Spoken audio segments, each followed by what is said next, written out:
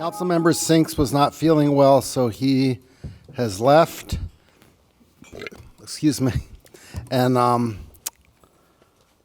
Councilmember Paul will return in a few minutes, but we can move on to the consent calendar. Madam City Clerk, were there any members of the public that wanted to pull anything from consent? No, Mr. Mayor. Okay, do any members of the council would wish to pull anything from consent? I'd like to move that, oh, sorry. I want to pull those 3 items on the investment strategy. Which item numbers are they? Item number, I think. Yeah. I'd like to move items 11 through 13 of the consent calendar. Okay, I'll second.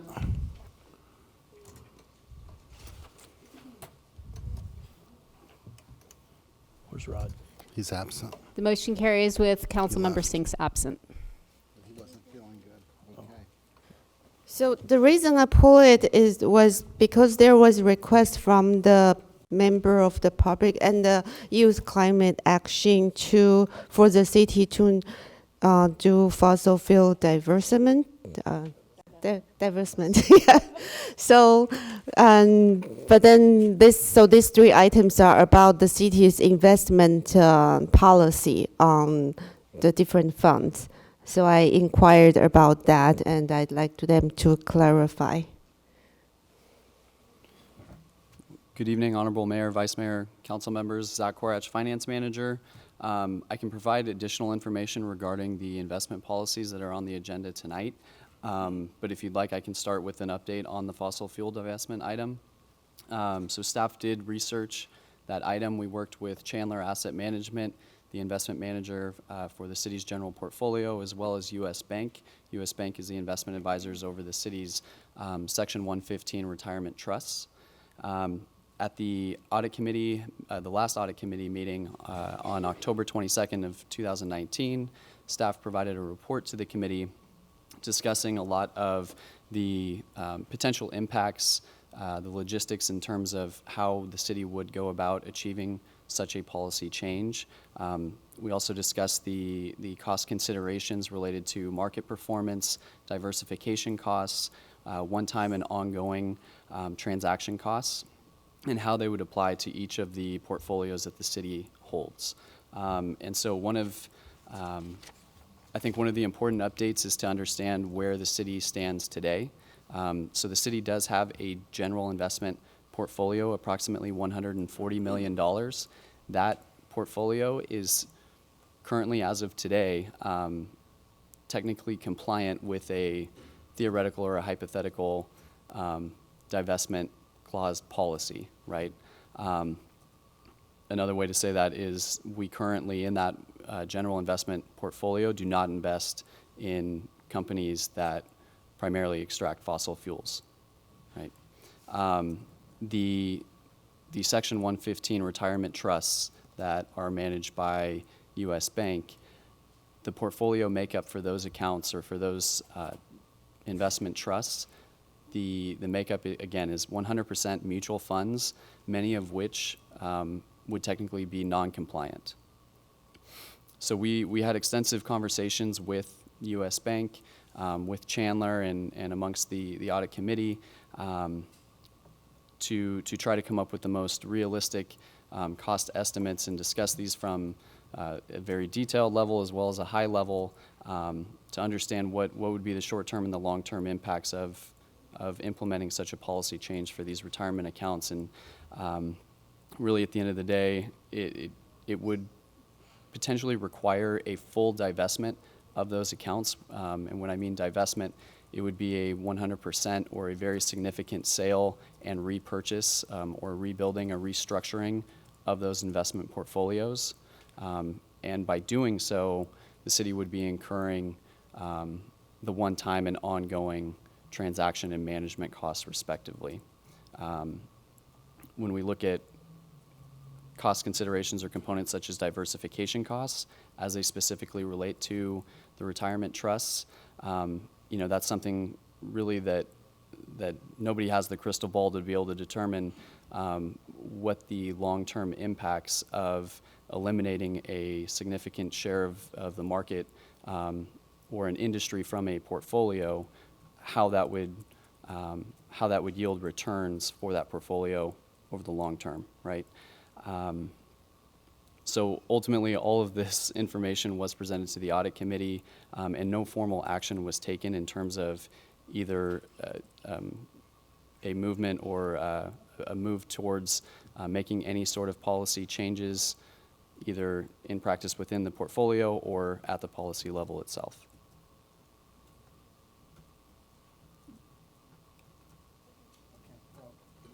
Pulled 3 items, so does that cover all 3?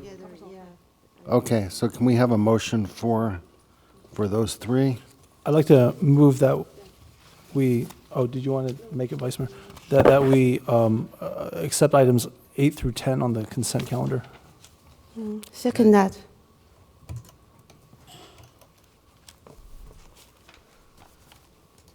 The motion carries with Councilmember Sinks absent. Okay, so we are on to the second reading of ordinances. So, Madam,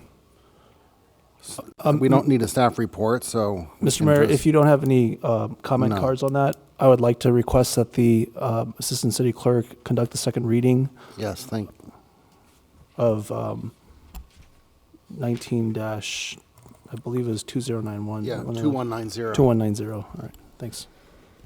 This is the second reading of ordinance number 19-2190, an ordinance of the City Council of the City of Cupertino adding Chapter 5.50 to Title 5 Business Licenses and Regulations to regulate the sale of tobacco products and repealing Chapter 10.27 of the Municipal Code, cigarette and/or tobacco vending machines.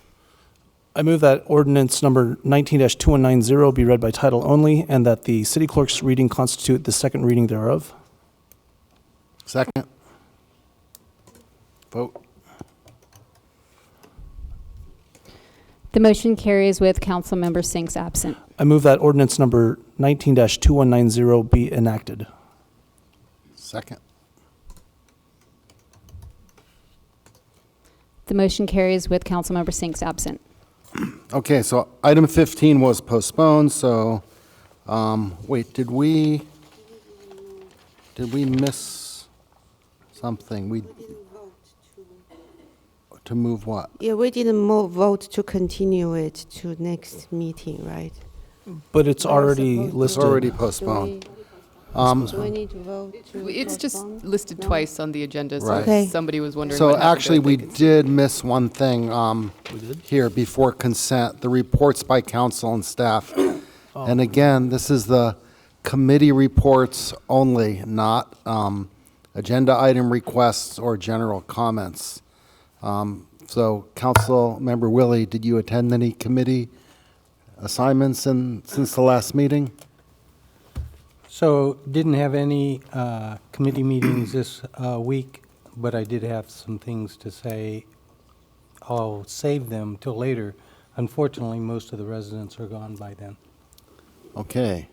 Councilmember Paul. On Thursday, November 7th, as related to my role in the VTA PAC, the Policy Advisory Committee, there was a Faster Bay Area meeting of a number of jurisdictions with representatives of a number of jurisdictions in the county over in Mountain View, and there was a library working group meeting also on that day later in the evening. I want to thank the mayor. I had to be out of town for work last Thursday on November 14th, and he did actually attend the VTA Policy Advisory Committee meeting on my committee assignment for that. Thank you. Okay, so as Councilmember Paul said, I did attend the VTA PAC meeting. The main agenda item was discussing their plans to build housing on existing park and ride lots. This was quite controversial. One of the PAC members was very concerned about using public money of a transit agency to build housing. But the reality is what they're doing is doing leases of the current parking lots, and the housing will be built by either for-profit or nonprofit agencies, and they'll get a lease of the land. So actually, VTA will be making money from this deal. But the concerns were twofold: the loss of the parking lots, which are used for park and ride, because now the people that use the lots will have no place to park. And also, because these new developments are adjacent to transit, under SB 330, there is no requirement for any parking for the residents. So it's kind of a double whammy. You're going to lose the park and ride lot, and yet there will be no parking for the residents. So everyone is going to have to park somewhere else. It's not clear if they would have enough money to build parking garages, multi-level or underground, both of which are extremely expensive. So that was an area of concern and debate. I think that was the main issue that we discussed at that meeting, so I'll leave it at that. Thank you. So we had the Legislative Review Committee meeting this right. morning.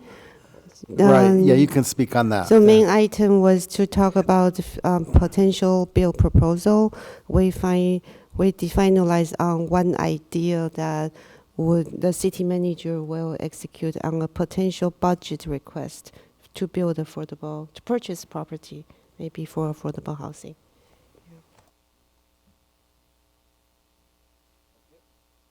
Oh, so Councilmember Sinks is not here, so we'll pass over him. So now we are on to the big event. This is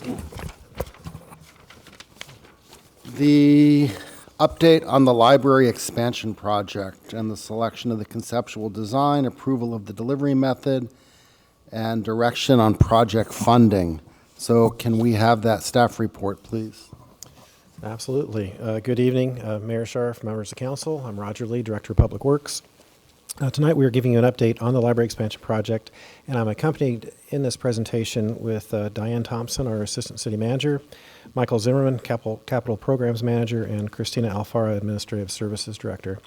And also representing the Santa Clara Library District, we have quite a few folks here. We have Nancy Howe, our county librarian, Claire Vericio, our community librarian, and then we have Chuck Griffin, the finance and administrative manager, and Jennifer Weeks, the deputy county librarian. I think I got those all right. Very good. All right. I'm not saying they're all going to be presenting, but they're here. They're here for our information if we need it. And I'd also like to acknowledge any of the stakeholders that have been part of this process over the last several months that may be in the room. So let's start with the project history, and that would be with the background. So in July of 2015, the City Council accepted the Civic Center Master Plan, which included the Perched Library expansion option. This action was preceded by over a dozen public events that included multiple community workshops, council study sessions, and council meetings that resulted in the Perched design as being the preferred option. In February, there was excess Santa Clara County Library District staffing budget of about $353,000. You'll see that number come up again. That was used to offset the funding that the city had already been providing for additional hours at the library. The same amount is expected to occur again next fiscal year. And then in April of this year, the council allocated $5 million towards the library project from the capital reserves and directed staff to gather input from a subcommittee of library stakeholders to bring back options on a refined perched design for library program. Room expansion. As the Civic Center Master Plan had previously vetted the preferred perched design, it was a consensus of council at that time that the expansion project would be approximately 4,400 square feet in area, and it would include a program room that could accommodate up to 130 people. And then also, in June, the last part of this slide, you formalized the approximate amount of the $353,000 from the county, and you also allocated $1 million towards parking improvements. And this next slide will discuss the shareholders of the project. All right. Let's get through these. So we've had the benefit and appreciation of quite a few stakeholders being involved. The city of Cupertino up at the top is the owner, and the library district there to the right as the operator. To date, we've had 9 stakeholder meetings with this group to date, plus additional meetings with individual stakeholders as they have been needed. Meetings have predominantly been held at the think tank conference room over at the library, but due to the size of some of the meetings, they've been also held at the City Hall and also at the Quinlan Community Center. Issues with the current library that the expansion project is working to resolve are here on this next slide. And you know what these issues cause is and have over the last several years as the library has become more popular is just increasingly more reliance on this space here at Community Hall. And one of the disadvantages of that is this space is not contiguous with the library, so it's not easily controlled by the library.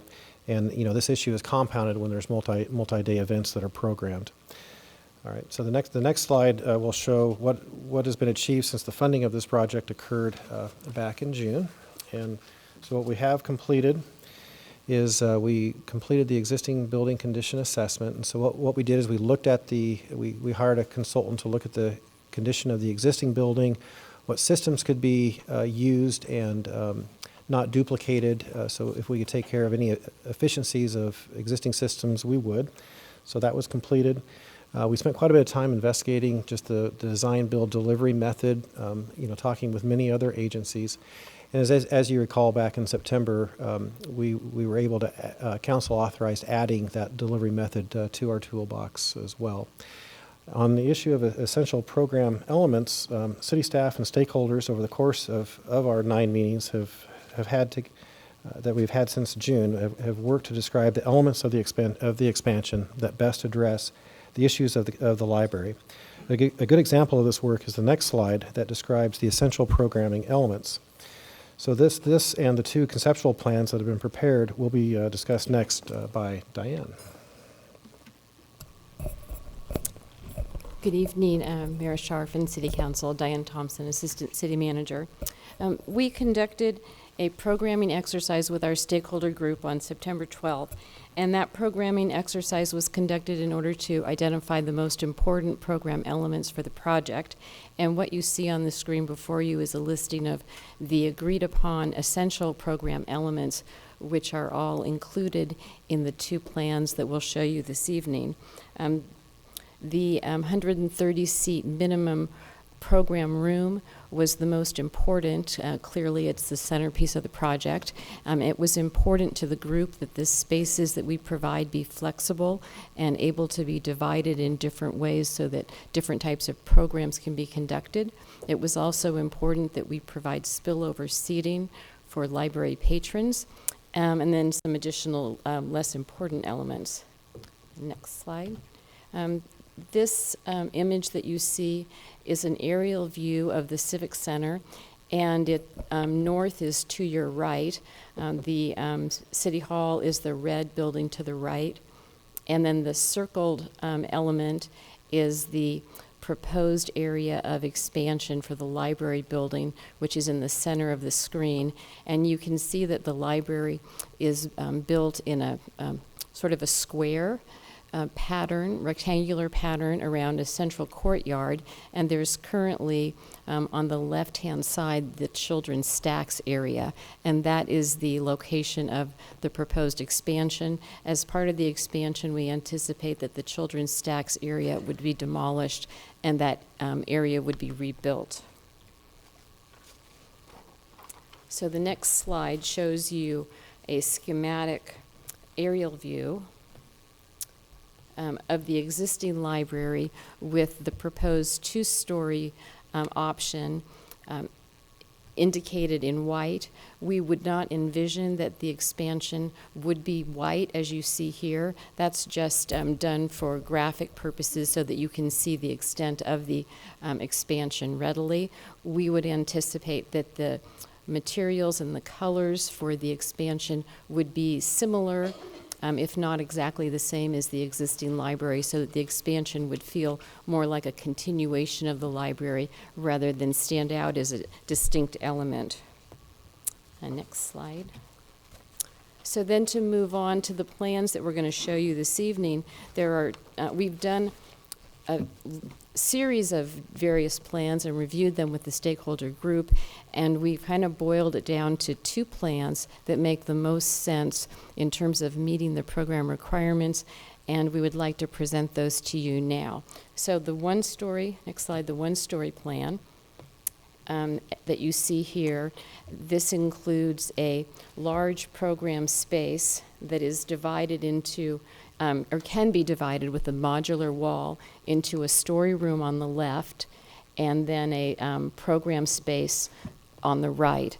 And the area that you see highlighted in yellow is showing the support spaces that are required in order to facilitate the creation of the program space. So in other words, in order to build this program room and story room, it requires a need for the 4 toilets that you see, as well as the small janitor's closet and the storage room we added because there's certainly a need for storage, although this room that you see is not sufficient to house all of the furniture that we would like to include in the program room.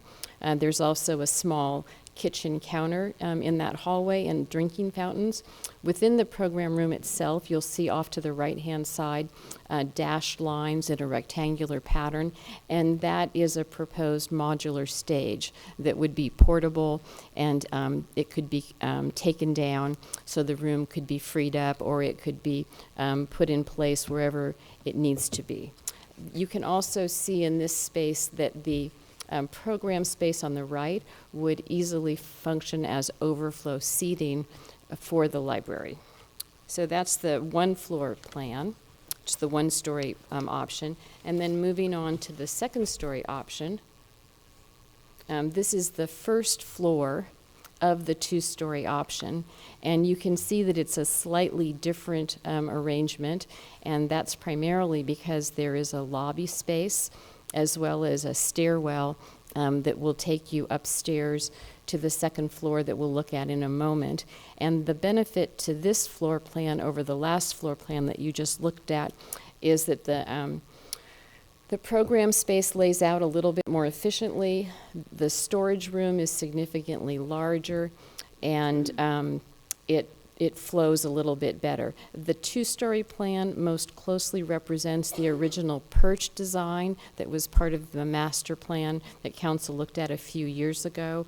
And this plan meets our program requirements in a more effective way than the 1-story plan alone.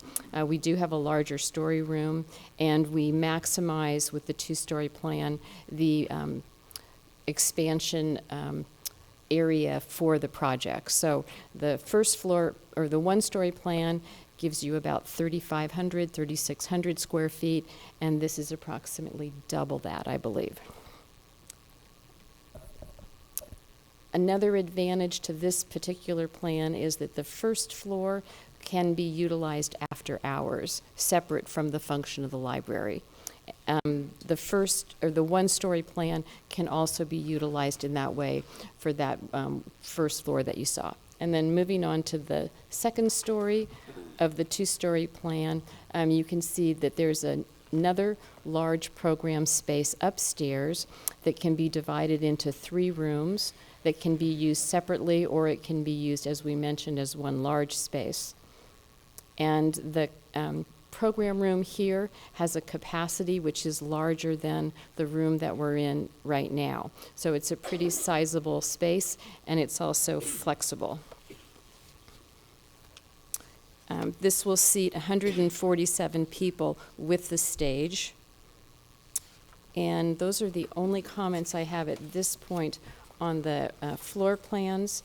And with that, I'll hand it over to Michael Zimmerman to talk about our cost estimate.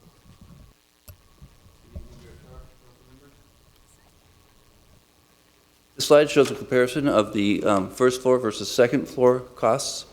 The first line, construction costs, is a summary of the direct costs, the indirect costs, the required ADA improvements, and a potential library contribution. Soft costs are the project costs that are required to deliver the project, including design, project management, and construction management. And we include a 15% contingency, which is a summary of owner-carried contingency for new and unforeseens, so a construction contingency of 10%, and a 5% contingency for program changes that the owner might want during the development of the project. Oh, one quick question. Why is the one-story, why does it have less soft costs than the two-story? So the one-story version is a design bid build project delivery method, and the two-story is based on a design build project delivery Okay, method. all right, thank you. So in the design build version, the design costs are built into the construction costs. So that's why you'll see not only a lower soft cost estimate, but a higher construction cost. It helps increase that construction cost. Does that make sense?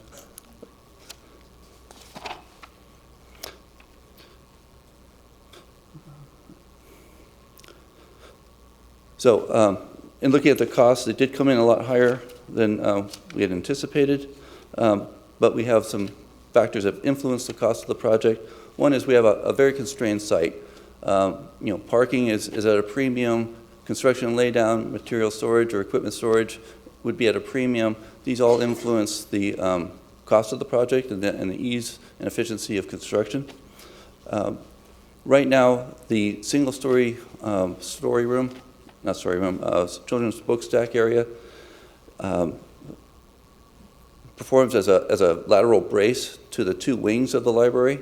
And as part of either option, we're going to have to remove that single-story addition and replace it with a two-story or a single-story expansion. But in the meantime, we have to seismically brace the wings of the library in the event of a seismic event. So that's going to add cost. It is an infill project, so we're matching the building on both sides. We have to use similar type material. We can't just go out and put a wood frame building in between a steel structure. Again, it's a steel structural system, so it costs more. The foundations are more expensive, and that adds costs. And given the size and the use of the structure, there are code requirements that require us to add restrooms on both floors. And so that also is an expensive addition or attribute to the building. And again, we're trying to keep the library open during construction. So this is another challenging aspect of the project. We're trying not to make too much noise, too much dust. There's worker safety, there's bringing in material, all while the library is operating. So that's going to be challenging, and those challenges add to the cost. Okay. At this point, I'd like to invite Nancy Howe, County Librarian, to come up.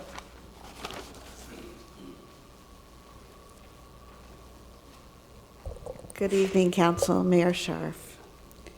I'm Nancy Howe. I'm the Director of the Santa Clara County Library District and also the County Librarian.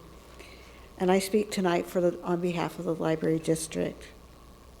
The two plans that you've seen are at conceptual level and have been reviewed by my staff and myself, and we fully endorse them. We have participated in every step of the development of these conceptual designs. I'd also like to acknowledge the spirit and cooperation between the city staff, the library, and library stakeholders in the development of these plans. There was robust discussions over many meetings, and I felt that we got a lot accomplished, even though that there were healthy disagreements. The library is a beloved institution in the county library system, always brings out a lot of interest. And so I'd especially like to acknowledge the skillful facilitation of the Cupertino Library, Cupertino City staff in helping us to reach this point. It's exciting, and I'll go on now with my report. Let me start with some statistics for you. First of all, a bit about the district that you belong to. We are award-winning. For 11 years, we've been recognized as a star library and ranked as one of the top 10 libraries in the country. Cupertino Library is our busiest, considered our flagship library, with the highest visitor count and highest circulation. This past fiscal year, Cupertino had 904,000 visitors and over 2.5 million items checked out. Another way of looking at that number is that for every Cupertino resident would check out 40.4 items per capita. This is not only high, it's high for the state of California, and it's high for the country. Next slide. As a busy library, there are operational challenges. Cupertino residents love to come to the library to read, study, work, attend programs, meet up with friends, and of course, just to relax. And our top operational challenges to serve our public include not enough seating, not enough quiet study areas. We cannot offer any program on site in the library that exceeds 40 people. And finally, our children lack a dedicated space. The library district is committed to a full range of early literacy programming, and whether a child starts kindergarten ready to learn, a lot depends on what happens in those first few years of life. And so we need dedicated space for our children. Next slide. An example of such a space is this equipment that is spread out in the Morgan Hill Library, one of our branches, that could not fit in the Cupertino Library, but to give you an idea, this is museum quality interactive pieces that make the library a fun destination for families and help with socialization and learning. We want to foster early lifelong curiosity and exploration in our children. Next slide. The expansion, I'm going to comment on the benefits of the one-story method and then the two-story option. The first story, the one-story option, does give us space for larger programs on site. Ability to use this space for overflow seating when there's no program, some on-site community meeting space, and the option for community members to utilize the space for programs that are free and open to the public in accordance with our policy. To address some of these operational challenges regarding the one-room option, the greatest benefit we see is the adding of the program room on site. Next slide. An example of one of these programs, just one, is the ongoing weekly ESL conversation clubs that our librarians facilitate with volunteers. It brings in 80 people, attendees, participants per week, and it's held in here. And it has so many benefits, but let's think for a minute, if it were held in the library, what could we do more of? For folks that are trying to learn English, they can feel isolated, vulnerable, and coming together gives them contact and connection with the community. But being in the library exposes them to materials that they can check out and borrow. We collect in over 25 languages, so there could be materials in their native language, and we bring together many different cultures in a welcoming environment. This would be an example of a program we would like to move over on site, where we have librarians ready to give personalized assistance to the people that attend who may choose to stay longer. Next slide, please. Looking at the option for 2 stories, you will find additional benefits. So everything that applies to the floor 1 and option 1 is multiplied to some extent for the benefits in the 2-story option. And the most critical is the ability to offer simultaneous programming on the first floor and the second floor. That means we could offer a children's program and an adult program or a teen program at the same time. 2 of our libraries that have multiple rooms already, Gilroy and Milpitas, often and will have 2 to 3 programs going on at any one time in the library. With our senior population as the fastest growing, it's important for us to be able to offer simultaneous programming for not only children and families, but also seniors. The library offers materials to keep minds healthy, a destination to engage with others in a social setting, and an opportunity for lifelong learning. Next slide. The Santa Clara Library District provides ongoing financial support as part of our operation. These pictures are of the additional seating we just recently added. We hired an interior design firm and purchased over $200,000 of materials to add attractive seating that's denser for the library, because on any given day, you may not find a place to sit down. We also will commit to providing state-of-the-art multimedia equipment for the on-site community room as well as overflow rooms where we can stream programs. Let me give you a specific example. 2 weeks ago, we held a distinguished author event with John Carreyrou, author of Bad Blood at De Anza College. The event filled the theater with 400 attendees. With an on-site library community room, with our specially contracted multimedia equipment that we've put into some of our other locations, we could have offered the live streaming here at the library too, giving an opportunity for more residents to experience this author visit and discuss and learn together. Next slide.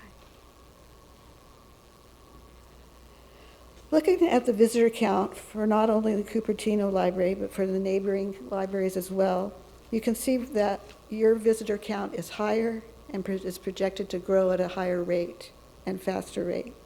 You're the busiest now, and we project you will be so in the future. This is a little hard to read, but the top line represents Cupertino, which has showed a steady increase. The next two lines are the Sunnyvale and Mountain View libraries, and their statistics only go up to the 2012-13 year, but this trend is continuing, and it's typical. Library use is going down, but not in Cupertino, actually not in our district. You can see Los Altos and Saratoga are holding their own and having slight increases, but this is outpaced entirely by Cupertino. Next slide. In closing, the Cupertino Library is a vibrant destination for all ages. We are a community gathering place open 7 days a week with 900,000 visitors every year.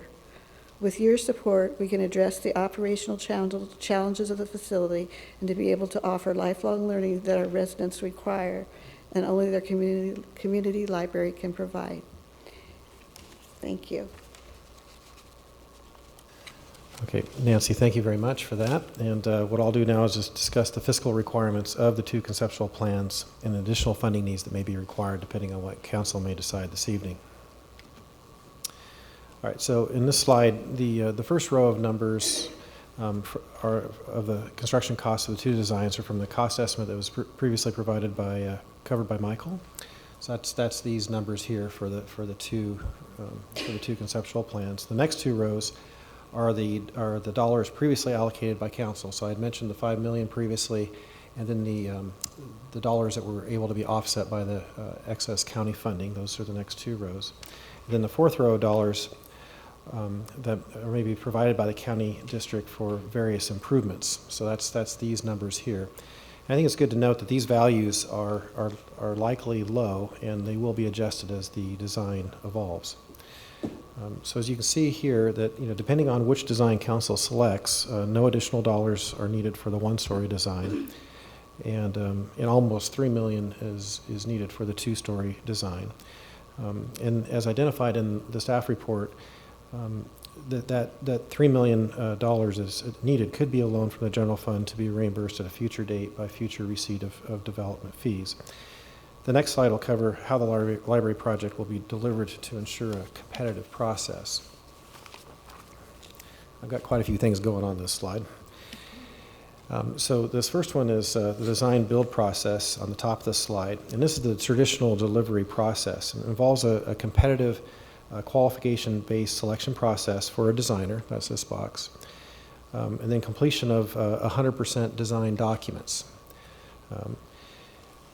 And then formal public bidding of the project, that's this part here, and then award based on the lowest responsible bid by the city council. And then ultimately we can then construct the project.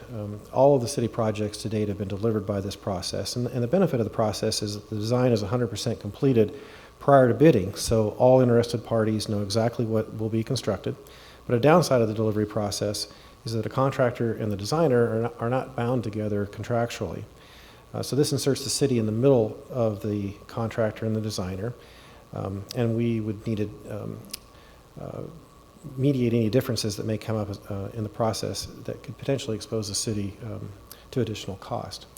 Now, the design build process that is shown on the lower portion of this slide it also has been around for quite a few years, but in 2015-16 there was a change in the state statute where it became more reasonable for general law cities such as Cupertino to look at this, and particularly it was how we were able to negotiate a best value. So in this scenario, we would engage a design build architect firm that would be a facilitator, also known as the bridging architect.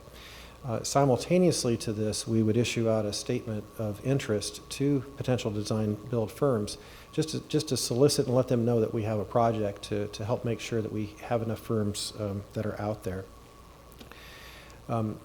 That architect, and also concurrently with that, we would want to bring in a construction manager early in the process that's familiar with the design build process, so that they also could help the city and the architect put together a good project.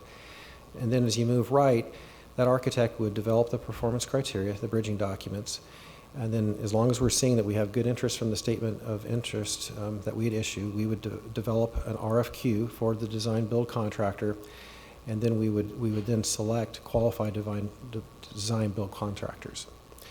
And then assuming that we have a good enough pool of those firms, we would then issue an RFP to qualified design build contractors. And at this point, we could be talking. We could insert, what the maximum budget would be allowed for that project if we wanted to. And then we would proceed to selecting the contractor and then negotiating what the actual cost of the project was. So, so in practice, how best value would work is, if the firm came in under our maximum budget, then we're not negotiating. They've already committed to the bridging documents and a conceptual plan, and we would be able to come to council and say, we met everything, we're within budget. Now, if they came in and it was above what the budget was, then we could get into details with the individual design build firms that have been qualified and shortlisted through the RFP process, and we could then negotiate the prices directly, individually with them, and look at the scope of work, the scale of work, and see if there's any opportunities to get the project within our budget. And so that's a benefit of the design build process. And we would then take that to council to approve, and then we would start construction.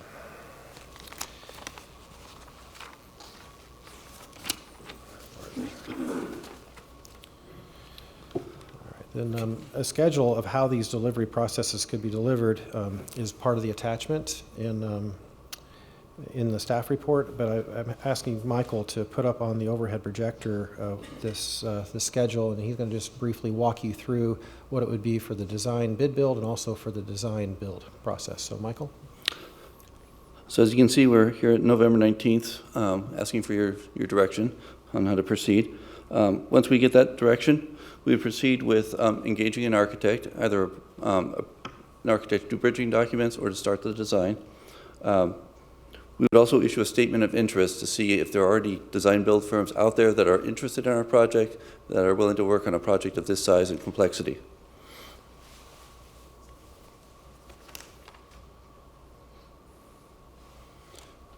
Again, if we go design build, we would be working on bridging documents, advancing the design, and updating the cost estimate.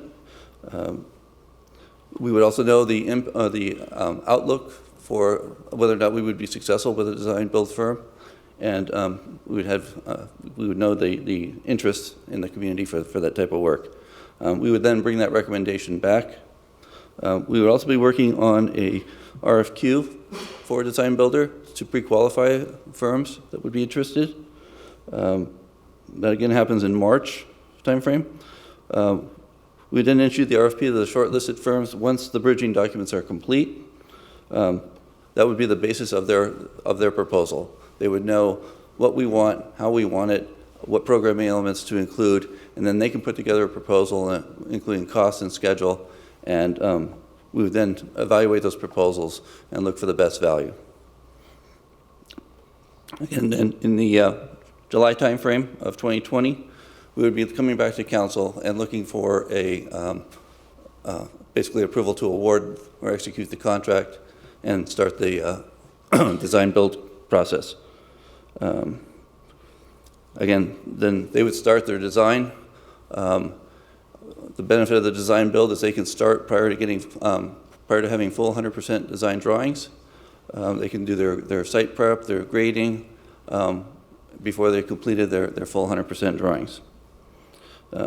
If we go the traditional route, or if we pick the single story and use the traditional route, once we hire the architect, they would start in on the full 100% design.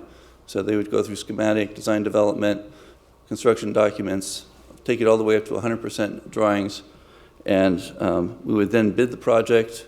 We would come back to you with a bid in hand and a recommendation for award.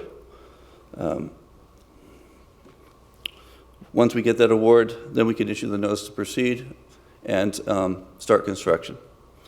So where we see the benefit is on the design build process, you can start a little bit earlier.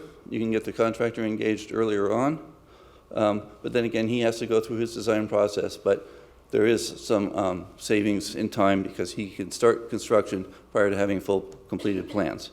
If we go the traditional route, we've taken some time during the design phase. So it's, we're coming back to you in November of 2020. Once we get that approval, we execute contracts and we begin construction in the January timeframe of 2021. Right now, we're estimating a construction completion using the design build method of September 2021, and with the design bid build of November 2021. So again, a little bit of savings with the design build method, but there's a lot of things that could attribute to it. If they have complications during construction or there are weather delays, that might erase any benefit due to any schedule benefit that we might see. Okay, thank you, Michael. I'll bring it back to me now. Okay. Very good. All right, so our recommended delivery for the two concept plans are on this next slide. I think I already jumped right to it, didn't I? Okay. As you can see, delivery depends on the size of the project. Our cost estimator has indicated that a design bid build is the most cost-effective delivery method for the single-story design. And our cost estimator has also indicated on the two-story design that the cost and time difference between to deliver this project using the design build or the design bid build delivery process is very similar. However, is primarily due to the best value that I had mentioned before that can be negotiated in the design process, that staff is recommending that design build be the preferred delivery process for the two-story design. The next slide covers the status of the capital reserve account. Okay, so here is, beginning of this year is the balance of our capital reserves, which was a little bit over 30 million. And with the expenditures that have occurred this year and the revenues that have come in, it's our capital reserve fund balance is now, at a negative balance, slightly less than a negative balance. It'll be proposed that at mid-year that there's a transfer of about $16 million into the capital reserve from the general fund to the capital reserve. That will then take care of that deficit and leave available at the beginning of in the mid-year a fund balance of a little bit under $16 million. So that's just provided to give you an idea of what the capital reserve balance is. But I also want to remind council we had a study session back in April where we discussed our 5-year capital improvement program, and we had 3 5-year CIP project scenarios that we presented to you back in April. And if you recall, there was tens of millions of dollars of needs identified that, despite good funding this fiscal year, do continue to remain outstanding. Additional dollars allocated to the library expansion project will reduce the current capital reserve balance and will reduce the city's ability to complete these other needed projects. Okay, the next slides will conclude the presentation. And then the specific recommendations for both the 1- and 2-story design processes will follow. And so this is for the 1-story. The cost noted here is to design the 1-story design to 100%. So that's using the design bid build. And the recommendation on the 2-story is the next slide. And the cost noted here is also to cover the design process to 100%, because at this point in time we don't know for sure if we have the design build firms out there interested to do it, and so this would provide the dollars to take the design to 100%. But however, if we were successfully able to contract with the design build firm, then this amount would be substantially less, as the design build firm would be completing the design. And then in here, consistent with the staff report, is just approving that $3 million transfer from the general fund to the capital reserve, if you do choose to do the 2-story. And also to not lose construction time and future escalation of costs, it is requested that these recommendations be acted on tonight. And then in closing this presentation, I just want to mention how much staff appreciates working with the stakeholders over the last few months and their good work, and also the assistance of the county, and being here this evening and presenting as well. So thank you, Nancy. All right. So with that, we'll open up to questions. Thank you. Well, I do have a number of public comment cards before we move to questions. So let's go through those. And I actually have some questions for some of the people making the public comments. So we'll start with Amanda Woe, followed by Kitty Moore, followed by Chin Pan. Welcome, Amanda.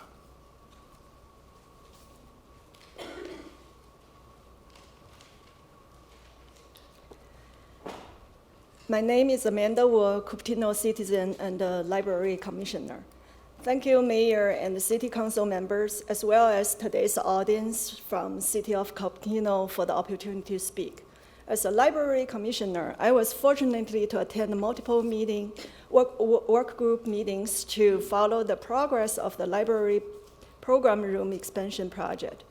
The 2 floor plans presented to the City Council are the result of many hours of hard work from City Work employees. We appreciate their effort they put in to bring experts to the topic. We'd like to weigh in with community concerns on their cost efficiency. The need of their dedicated program room, along with the need of increase the parking space, are the issues generated by libraries' own success. And this kind of success continues, so the demand for more programs are still increasing. Thus, the library expansion can't be a short-term Band-Aid, but rather need to be a new era architecture innovation. That is said, we need the expansion project to maximize the use of the possible available spaces, use their materials which save energy. We need added program rooms. Our multi-purpose rooms have all expected functions, especially essential elements requested by the library authorities and the Cupertino Library Foundation. We need their contractors with most cost efficiency can be identified and hired. We need overhead from management being minimized. We understand to achieve all above goals, $5 million might not be the number. Therefore, on behalf of the Library Commission, we ask City Council to consider the suitable plan with the additional budget. Thank you very much. Okay, thank you. Kitty Moore, followed by Chin Pan, followed by Liana Crabtree. Good evening, City Council. I am representing myself only. I did attend 2 meetings on the library expansion. The Cupertino Library is our city's crown jewel. I urge you to move on the 2-story option because it improves library autonomy, it's more efficient, it provides better storage, it has an after-hours access option, it has flexibility in the upper 3 rooms, and most importantly, it meets our requirements better. I think the community will regret the 1-story option and feel defeated in their multi-year effort to expand the library. Our wider community loves our library with over 900,000 annual visitors. For these reasons, I urge you to put your full support behind the library and move on the two-story option. Thank you. Hey, thank you, Kitty. Thank you for being brief. Chin Pan, followed by Liana Crabtree, followed by Gilbert Wong. Welcome, Chin Pan.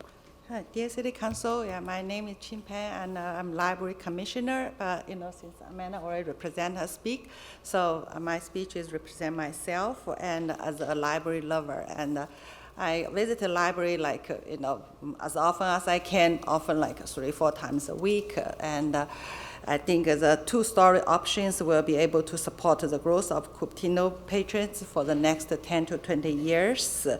And the one-story design, although it's include the needed program room, but it's a challenge to address the needing of the additional seating space for adult and teens.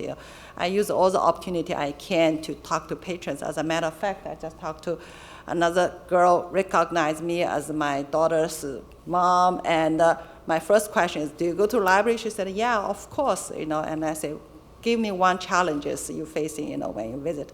She said, it's hard to find a quiet seating space. So I urge you to, approve the two-story design and approve the additional funding required for the library expansion project. Thank you. Hey, thank you. Liana Crabtree, Gilbert Wong, Kieran Varshnaya. Welcome, Liana. Good evening, council and staff. My name is Leanna Crabtree. I do serve as a library commissioner. I'm speaking on behalf of myself this evening.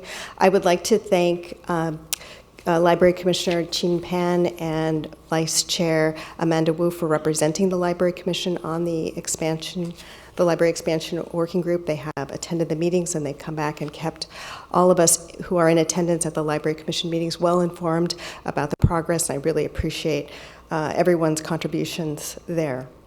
I would also like to thank Public Works Director Roger Lee and also Code Enforcement Officer Jeffrey Tribus, who have come to Library Commission meetings specifically to address concerns related to parking and basically ingress and egress at the Library and Civic Center site. So one of the things that was identified in the presentation was the constraints on the site, particularly parking. And I would like to ask council and the city's support in promoting alternative transit, using alternative forms of transit or transportation to get to the library, particularly the promotion of possibly the Eaton School site for after-hours parking, weekend and evening parking. If there could be some cooperation with the Cupertino Union School District so that we could have overflow parking at the Eaton site with some signage.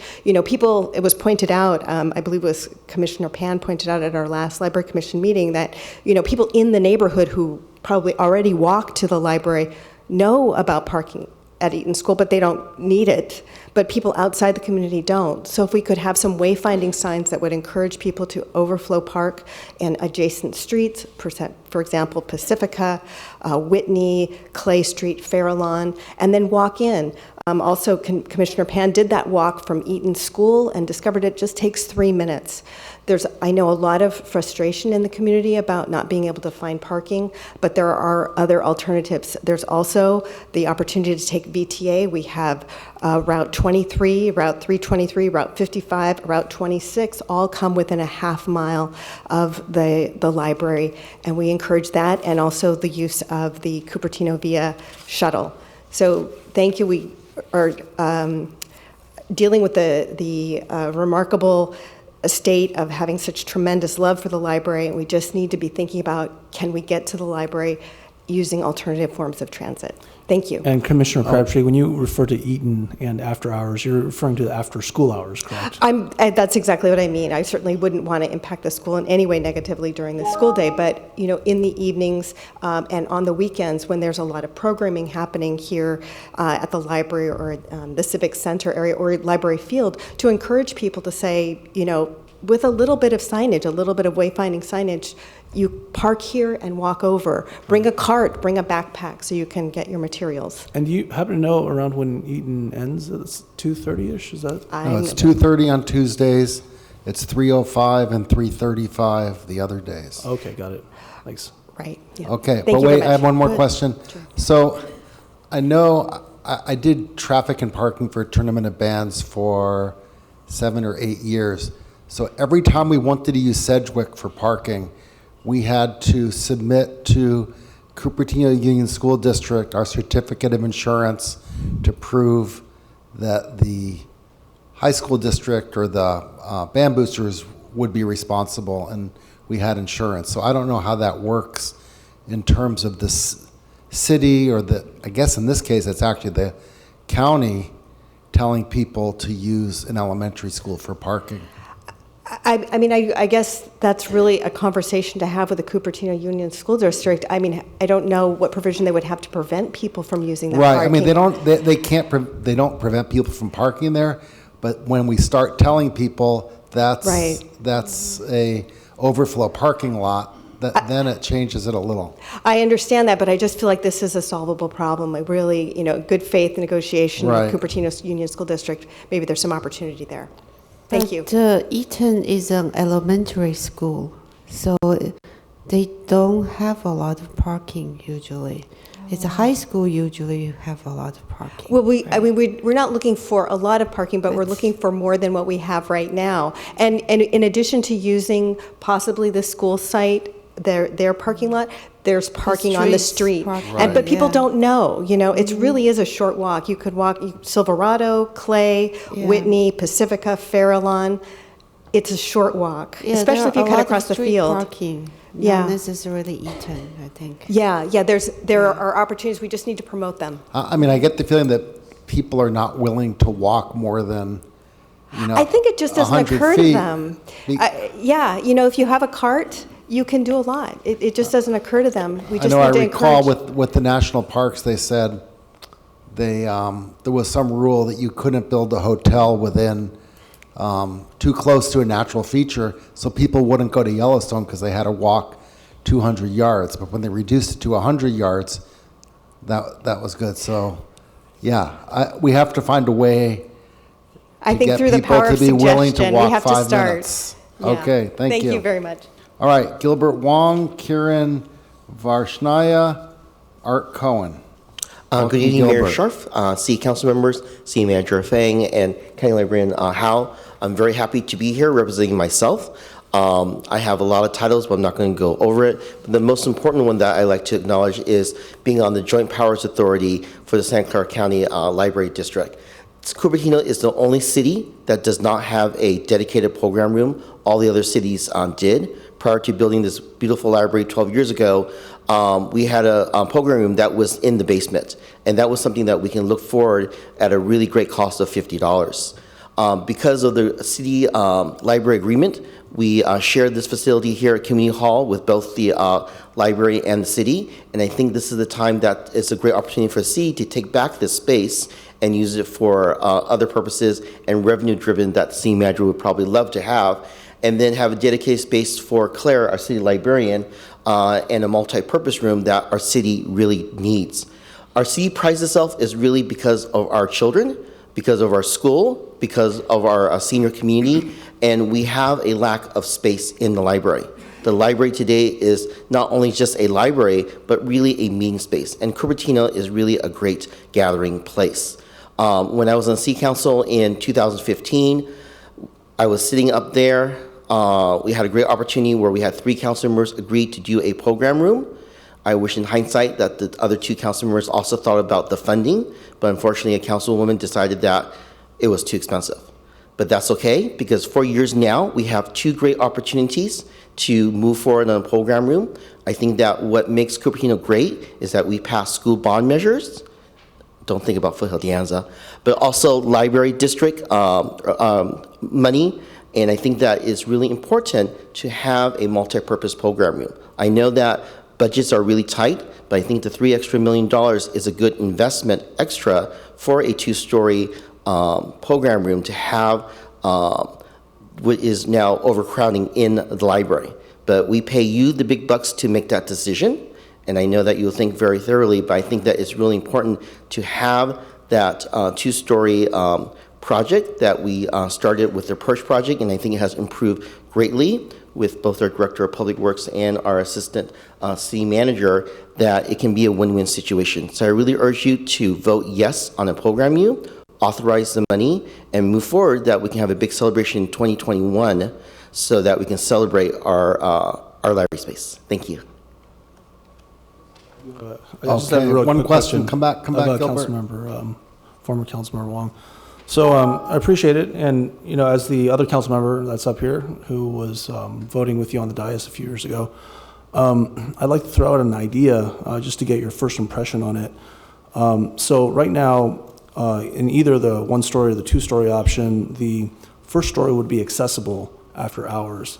Now, this doesn't show up in either of the plans right now, particularly the two-story plan, but what's your initial impression of the idea of perhaps allocating some additional funding to allow the second story to be accessed after hours as well, with the idea that this is a steel frame construction and we might have needs in City Hall for space during certain times. Correct. And if it were, say, an extra $400,000 or $500,000, which I think is actually contained within the $3 million, because if you take the 2.1 something, what are your impressions of that? I mean, do you think that the second story being accessible after hours is worthy of that consideration at this point? So back in 2015, the reason why we supported a Perch option was on, and I think the county library director can speak more on this, is that to have an option to have a independent lobby from the county library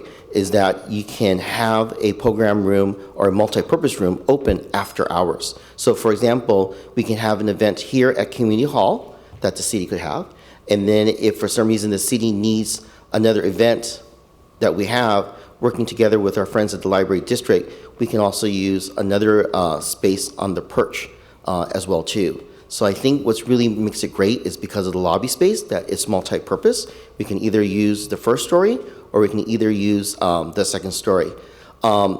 Yes, I mean, unfortunately, steel does cost more money, but I think that we don't want to have different architectural styles. So I think that it's very, very important to have that flexibility, and this is something of a legacy project. So I'm sorry, just not to cut you off, but just in terms of access to the second floor after hours, you would support that is what I'm hearing? Definitely, yes. Okay. Okay, And I as we just do that, want it's a to shared- point out that to have access after hours to the second floor now requires a separate elevator, which is not there now. We're relying I on the haven't had a current chance to let elevator. the experts So know. it will need a $400,000 extra, right? I In don't order know to how have much the that. elevator. So for Okay. ADA purposes, probably you would need to have an Yeah. elevator, just like you have an elevator Yeah, currently in the library currently. It's accurate that in order to have the second story of the two-story plan be available after hours, it would trigger the need for an elevator. And Right. the hard cost of the elevator is estimated at about $400,000, not including additional soft cost related to that. Right, plus it takes up some space too, right? It does. Okay. Okay. Can I ask some question also? Actually, this is a question for all the audience who might want to comment on, because I'm trying to figure out. I think initial need was we want one program room and 130 seats, but right now with the Perch option, it's great that we have 2 stories. Both are almost as big as the one program room we originally envisioned. And then I see that in the current proposal for the 2-story, both upper floor and lower floor have either partitioned into 2 or 1/3. And imagining the room is actually a little bigger than this room. So 1/2 is a really big room. Even 1/3 is a really big room. What's our community need for a room that big? Because I thought there are a lot of meetings, might be for 10 people, 20 people, a round table, but doesn't seem like the current design is meeting that need. So I don't know if anyone has done any study or So any audience wants to provide some input, you're welcome. Thank you. So I think that's a great question, Vice Mayor Chow. If you go in the library, when I go in with my 15-year-old daughter, it's just really hard to find a seat in the library on the second story. If we're at overcapacity, or if there's finals week, or there's student projects, I'm sure that our city librarian Claire will open the rooms, and so we can have more study space. I don't mean individual study space. I know that these big rooms will be open to provide more study space. What I meant is meeting space for smaller groups that might need divider, so not just they can talk within the room. It seems right now the upper and lower floors all provide kind of pretty big rooms. Mm-hmm. So I wonder what's the need of the community for smaller meeting space, not studying individually. So as you said, Vice Mayor Chow, that the rooms can be divided into thirds for small meetings as well, and I think it's greatly needed. But even 1/3 is pretty big. What do you suggest, It's a Vice lecture Mayor Chow? style. What do you suggest? I'm thinking kind of like the conference rooms in like the current think tank room, or twice of that. So that's it sits about 12. So about 12, and then another medium size, maybe like 20, 30. That kind of meeting room. And I think that's something that we would Is there love a to. need for that? I don't know. I'm asking. Yes, there definitely is. Okay, thank you. Because Thank I you, don't Mayor. see that in the current Right, plan. That's why okay, I'm yeah, we asking. can, when we come to council comments, we can do that. Thank you. Thank you, Mayor Sharf. Kieran Varshnaya, Art Cohen, Henry Sang. Hello, good evening. Good evening, Mayor, City Council members, and the city staff.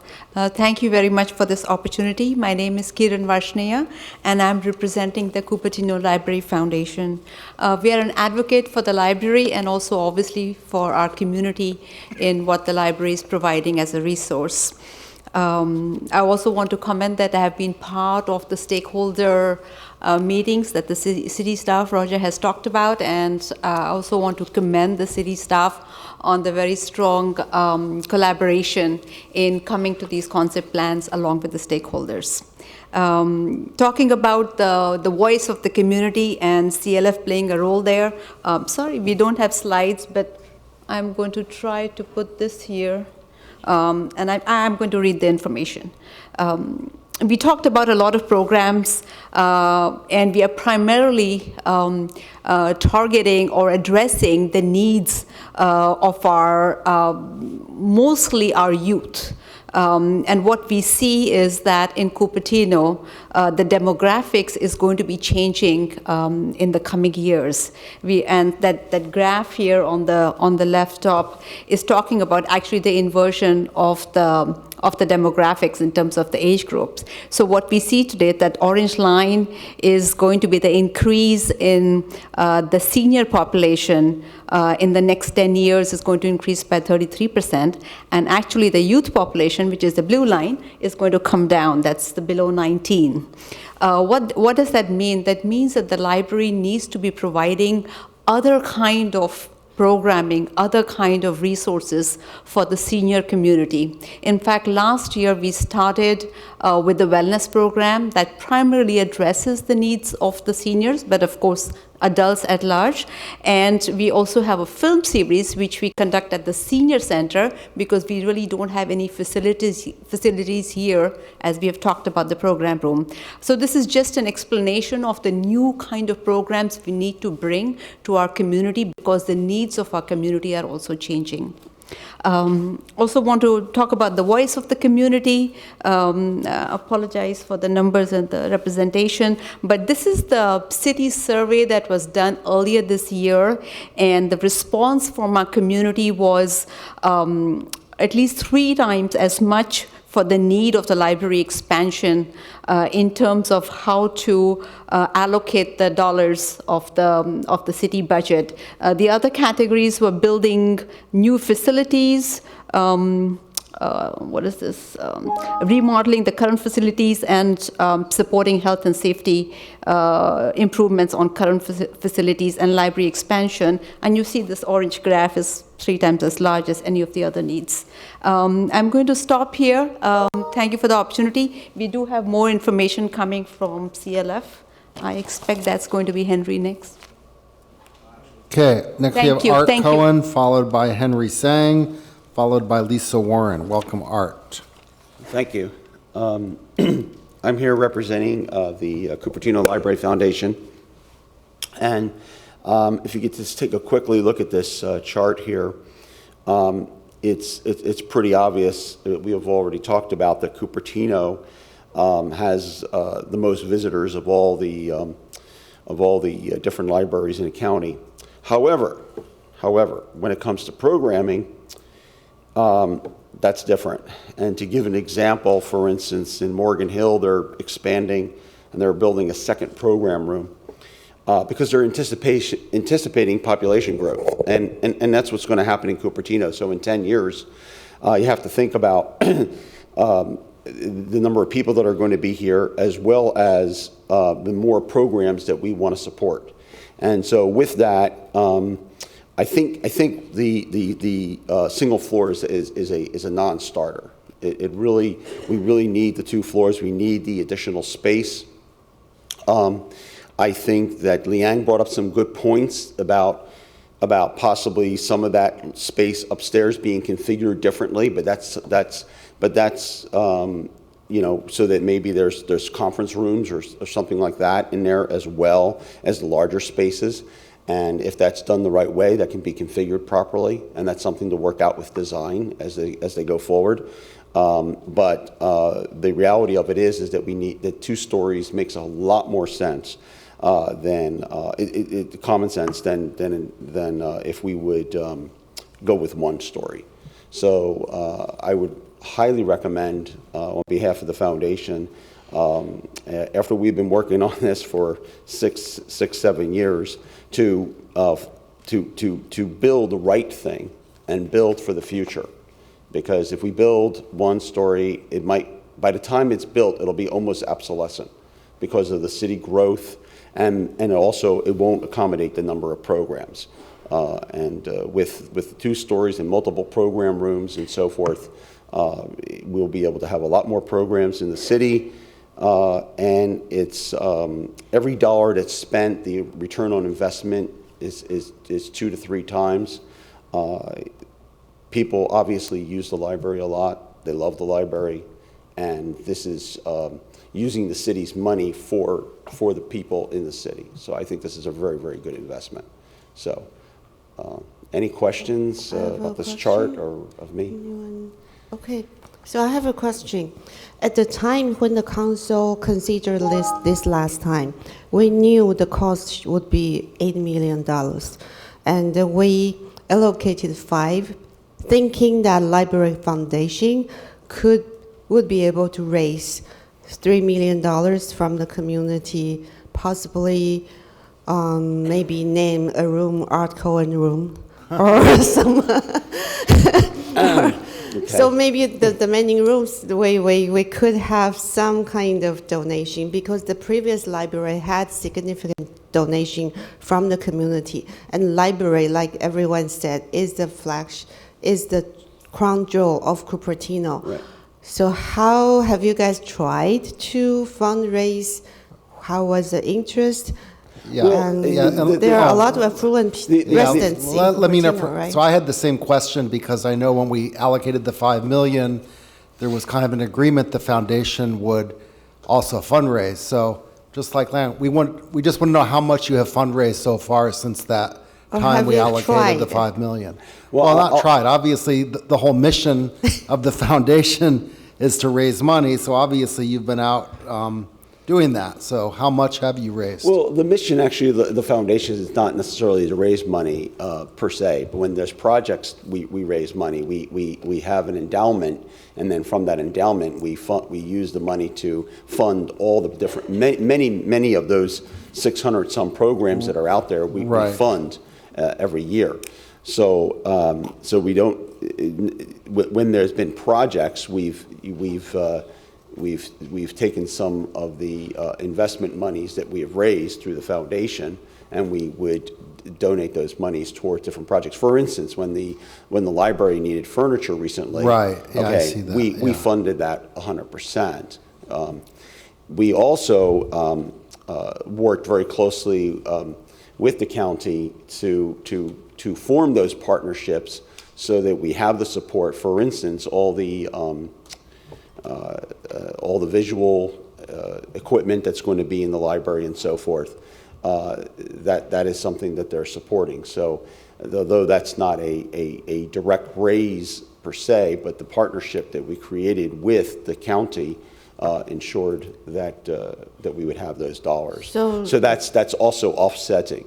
So Yeah, and I mean, but and for it's this possible that we particular- could raise a campaign, but that would also take some time. That would be a separate effort, and it would probably be something that, given that I'm terming out in December, would be something for the new board members and for Henry as president to address. Okay.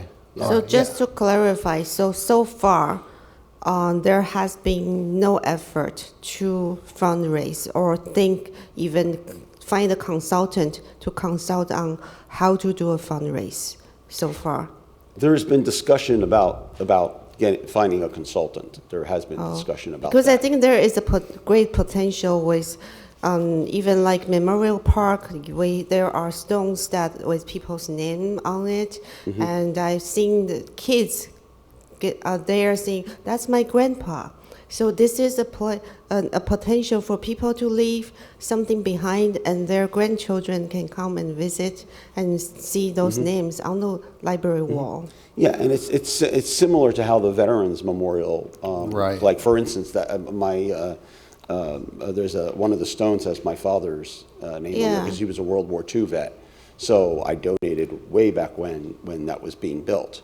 And some of those can have good so there's art a lot of design creative ways also. to do that, But right now, nobody on the current board is an expert fundraiser per se, and that's almost could potentially be a full-time effort depending on how much money you're trying Well, to I mean, fundraise. I just remember when we allocated the 5 million, there was an expectation, I think I have to go back and look at the minutes, that the Library Foundation would help raise the money to cover the difference between the cost and what the city was contributing. Mr. Mayor? Okay. May I Yeah. intervene here? So, Sure. just to take the fundraising topic kind of out of the equation, Yeah. the reason that I requested a loan from the general fund is because whether it's foundation raising money, whether it's city manager getting it from another source to back pay, no one can guarantee that we'll have the money by February in order to get the contract out for bid. Right. So right. practically speaking, the reason we have to do that is so we don't lose the entire Right, construction right. I mean, I just don't like the idea that the city's going to fund it, and then everyone's going to say, oh, well, that's great. Now we don't need to do the fundraising that we had agreed to do. So I don't want to see that happening. Because I don't want this to be a developer-funded project. The reason is, of all the projects we have in Cupertino, this is the one that can really resonate with the community. This has the one that has the potential to even give people a chance to leave something. To To leave their names, put Yes. some artwork in our library. So it will be a great something to bring community together. So, but then if we are just waiting for someone, a developer, to give us money, that can fund bike path or the other projects. But library is something. I think if the great. council can approve the two-story, approve the funding that's needed for the two-story, I think that's going to create a momentum in the community and the society to everyone to be a part of that. And I think it's a little bit of a chicken and an egg. So once council approves it, approves the funding for it, then the foundation and the community can, and I like the ideas that you're talking about, where people can, have their name or something and be a part of the library and be part of this expansion. So there could be an opportunity for that. So, Okay. But I think it's a chicken egg, and I think right now we want the chicken. Well, yeah, that's fine. I want the chicken too, but I am disappointed that after all this time, there doesn't seem to have been any effort to follow through on the fundraising. So So- I'll leave it at, oh, go. So if I can make one comment, I was going to save it until we bring it back to the council, but I think we've had so much discussion here, I think it's appropriate to put it out. The night that we did put out the $5 million for the library, my expectation was not that they were going to go out and knock on people's doors and collect up $3 million. My thinking is that, you know, the library district is going to be renting the expansion. The rent for the library has lapsed, and so there is no more rent for the library coming in, but they will be renting the library expansion for a period of time. And that rent that they're going to be paying for a period of time, I think it's 10 years? I haven't had any discussions about that. But they are going to be, the library district will be I haven't had renting- discussions about that. I'm not sure if other people have. Okay. Okay. Chuck Griffin, excuse me. Well, why don't, I'd like to finish the public comment Sure. before we do this. Okay, well, then there's more discussion, I think, about, Okay. you know, we're getting And we can wrapped bring them around back the- up, too. Yeah, Yeah. yeah, we're getting wrapped All around right, the, so let's go to Henry Sang, followed by Lisa Warren. Okay, thank you. Followed by Rahul Vasant. Welcome, Henry. Thank you. I have an overhead. Sorry. So, good evening, Mr. Mayor and council members. My name is Henry Sang. I'm with the Cupertino Library Foundation. And we're here as advocates both for the library and for the community, as has been said. As part of the working group in the last 6 months under Darcy Paul, you know, I think we've achieved quite a few things. The last time we did present at council, we did promise a few things. I promised active support by CLF in both the areas of validation of requirements, concepts and processes, as well as to offer to provide sanity checks on capital and operation costs.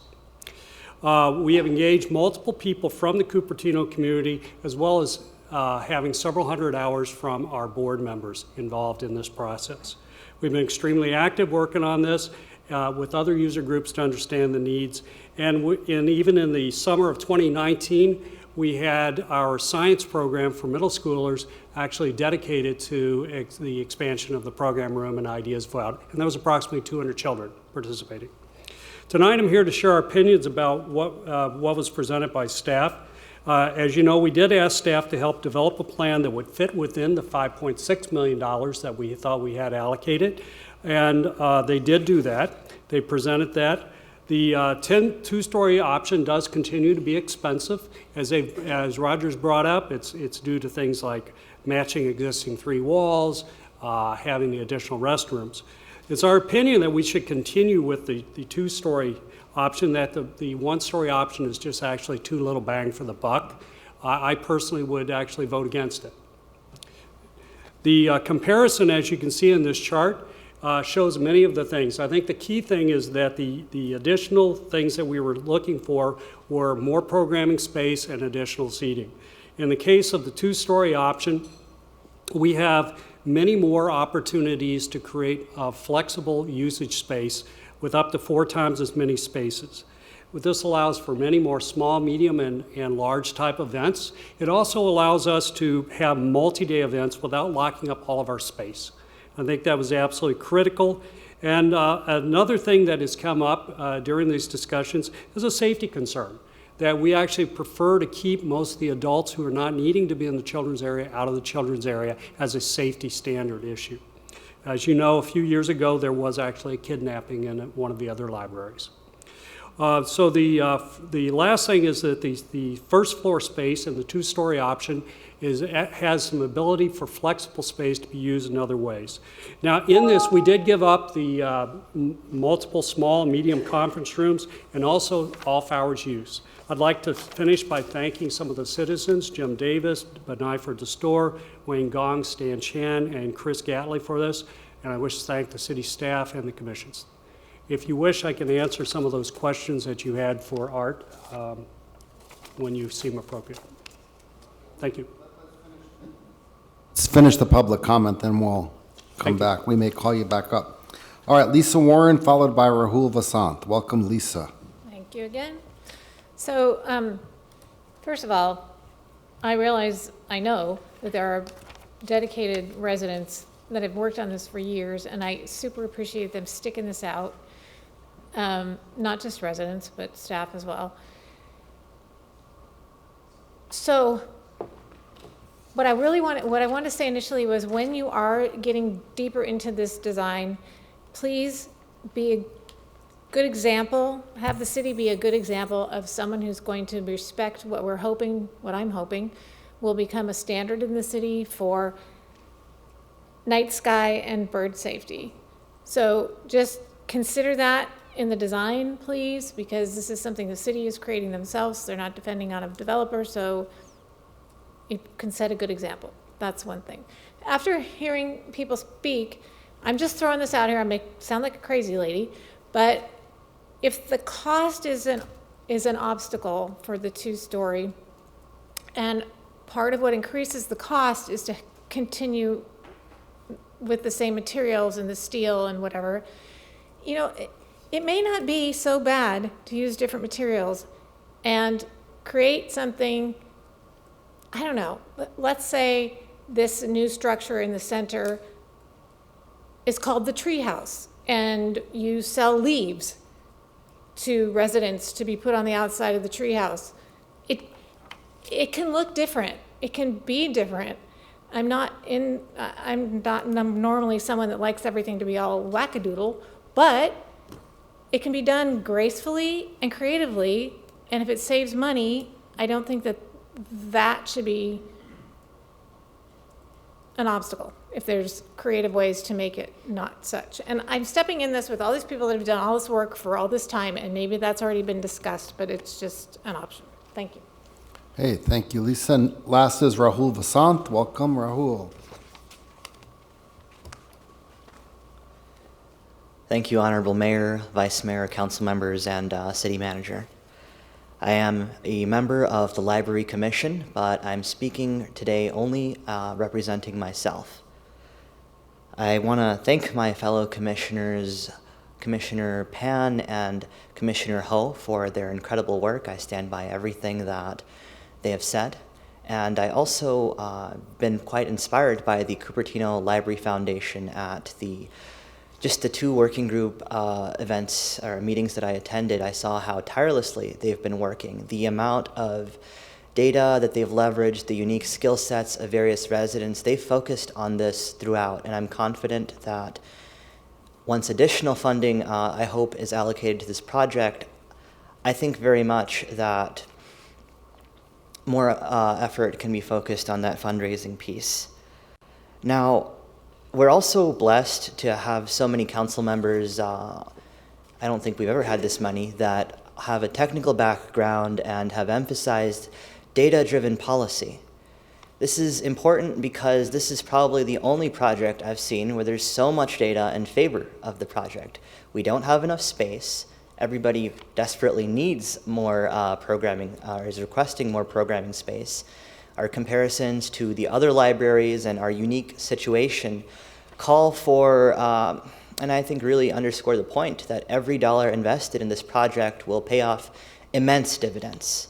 And throughout the course of this past year, I've thought every single project that came before this council and each public comment, how would this compare with the library expansion? How many people are going to be able to use this project? I've seen projects that were approved with very little data, not as much to this extent, or the promise that future residents are going to be using things that have been approved. What we're seeing in this case is that there's a tremendous opportunity cost in not having the programming space. And it's also, again, a matter of equity. We are in a region with individuals, greater proportion of individuals with intellectual and developmental disabilities, and they're not able to make full use of some of the projects that have been approved. The library is an excellent case for a space that is open, it's inclusive to all, and again, touching on what other public comments had looked into specifically on our senior citizens, our elderly, and our children.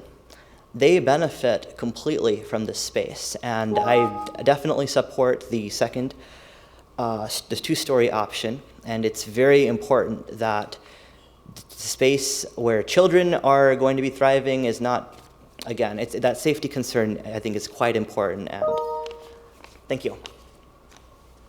Okay, thank you. That's all the cards I have, and now we can bring it back to City Council. Who would like to go first? Mayor, if it would please, Sure.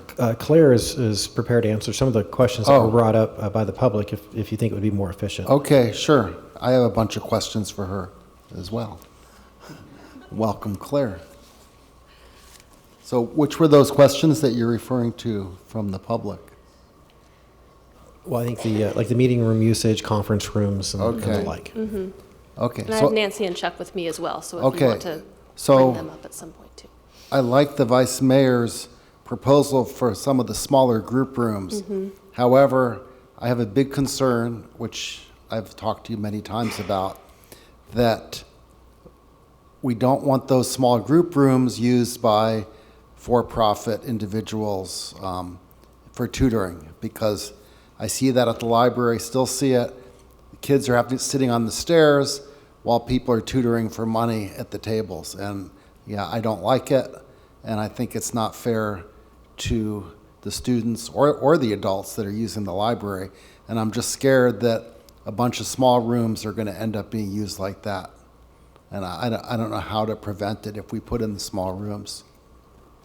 So is your question, if we were to do that, is it specific to use for tutoring, or is it a more conceptual question of? No, I mean, I know at Santa Clara Library, the city library, and at the San Jose libraries, they have a bunch of small rooms that you can reserve with the library, and you can't just go in there. So I like the idea of having those rooms. I just would hesitate to do it just based on things. I don't know if those libraries have the same issue as Cupertino, where we have all these private individuals coming in and using the library basically their own small business. Mm-hmm. I think for us, the bigger issue and the issue at hand is really the need for the larger space and the flexible space. I think, to speak more specifically to our programming needs, we are offering as a library district 5,000 programs a year. We have a variety of sizes of spaces that we are using to do that. We have tens of thousands of attendees who are coming to our programs. So I think, yes, there is a need for smaller rooms.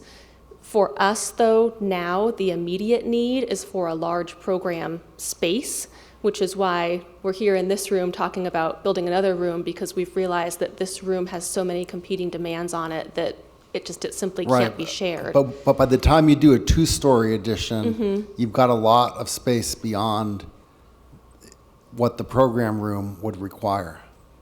Because now you're having multiple program rooms, essentially, right? Yes, for hopefully multiple programs. So it's up to how many, could be divided into how many rooms, like 3 upstairs and? It's 3 upstairs, 2 downstairs. I don't know if staff want to bring those plans back up so that you now can we take have a 5, look. right, now we have 5 small ones or 2 huge ones. The initial need is we need 1 program room, and We need now large we space, have large flexible we space. now have 2 large spaces, and they can be divided into 5 still pretty large, medium, large spaces. That's probably more than necessary for the library, and the city will be paying for that. So for the city, I'm also thinking about what the residents also need, and the small and nonprofit small businesses. It's very hard to get a meeting space. I hear that from other people, and so the think tank room is very popular, and I think a lot of people couldn't even get in think tank room now. So since we are meeting the needs of a big program room and we have twice as much space, so I'm wondering, could we utilize part of the space to service the needs of the community, probably not the library program need, but the needs of the community to have small meeting space for maybe like 10 to 30 people. I think I think it's one community need, and I think certainly the subdivisions of the larger rooms, particularly on the second floor, you've been in the think tank, it's small, and fitting Yeah, 12 but people many in there people is a stretch. just need that kind of space. Yes, and so. you know, it's not to say too that the larger subdivisions could not be used by groups that were of a slightly smaller size. Certainly that could happen. I think the other community need, which has been brought up several times already as well, is for overflow seating. And so even if the rooms weren't to be programmed by the library, we have a very desperate need, particularly at our peak times on the weekends, to be able to provide more seating to our community. And I think Yes. that's also a very That's prominent. necessary, I understand. Mhm, So, but then one doesn't preclude the other, right? So, because we have so much space now. So I'm just wondering whether it's possible to, like the Santa Clara City Library, they have multiple small meeting space, and I see in a lot of the college library, they have a lot of space with whiteboard for people to discuss things.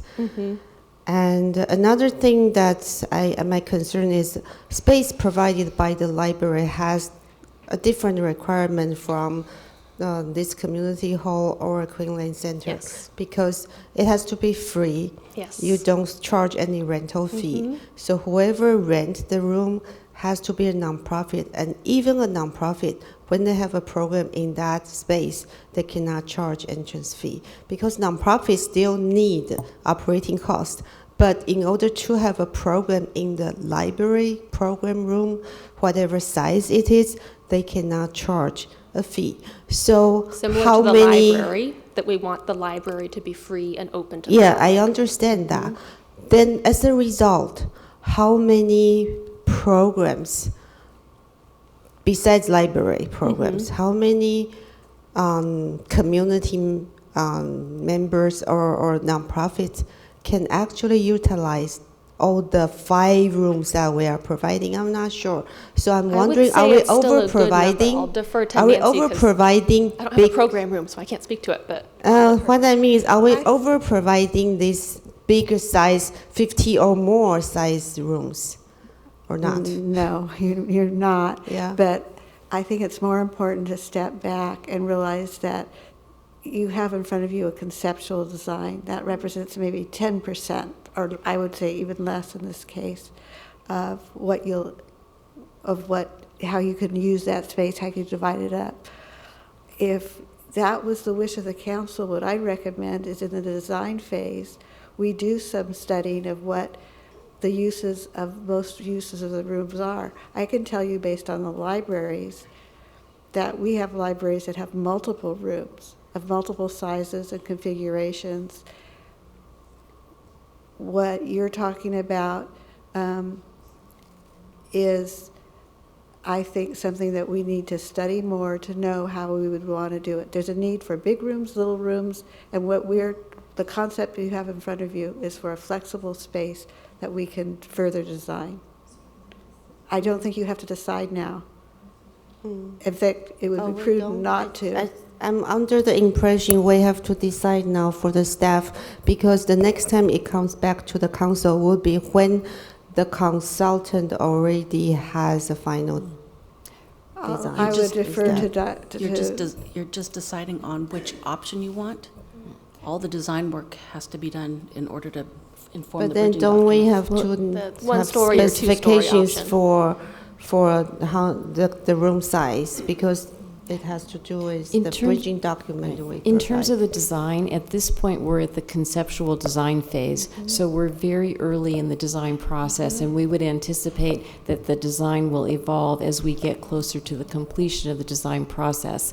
With that said, if the council has an interest in having the staff incorporate some small conference rooms accommodating 8 to 10 to 12 people into the project, you can give us that general design direction this evening, and we'll proceed with that understanding, and we'll include those components going forward. So, yeah, what I understand is the same thing the vice mayor understands.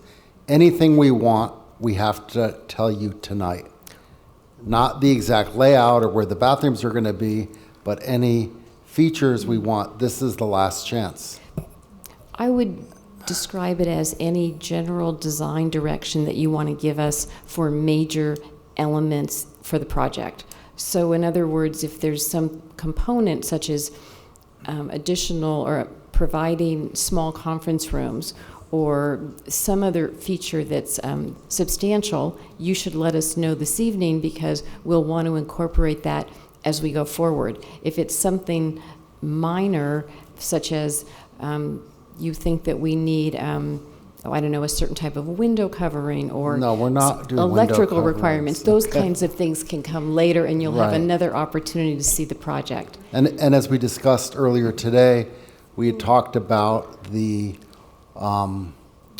wall out to the Redwood Grove being able to be open to have a little amphitheater there. So Which is a really interesting idea. I and don't know that's- how much it would cost, or if it would add a lot or a little or nothing. but- Yes, that's definitely not an inexpensive element, but it could really amplify the flexibility and the use of that program space. So the concept, just to explain for the members of the public, was to open up the wall of the program space on the first floor to the courtyard, not just with a swinging door, but with essentially a movable wall, having glass partitions, a movable wall that could be pushed to the side and create a significant opening. And the vice mayor also had an idea to perhaps open up the program room in a similar way on the south side of the building and even create amphitheater-style seating in the landscape, which are very creative ideas, but as I told the vice mayor, she was not bringing our costs down. But however, we are certainly prepared and willing to pursue whatever design direction the council wishes to give us this evening as we go forward. Okay, so Henry has something to add. Yeah, I'd like to address the conference room thing because actually I'm very supportive of conference rooms. But a couple of things were done in order to help reduce cost. One is we looked at was there any way to bring down the cost and still have off-hours usage? And we came up with a process. If we eliminated the elevator, we could eliminate $400,000, $500,000 from the cost. But then the only space that was available for off-hours usage would be on the first floor. So with that, we said, well, then we better have some more flexible space there. Now, if you take a look, the space on the first floor, it can be divisible in two, but you understand one of those spaces is actually a replacement for a room that used to be the story room that's now gone away. Right. So that's why we actually only gained one space down there, not two. But if we were wanting to use this off hours, then we'd want that entire space to be available. Now, as I stated in my presentation, that second piece of space is our future space that we can use in different ways. We've talked about maker spaces, we've talked about conference room spaces. We could decide to divide it up right now, but that's where your opportunity is, because we don't have that opportunity on the second floor because we don't have the elevator for off hours.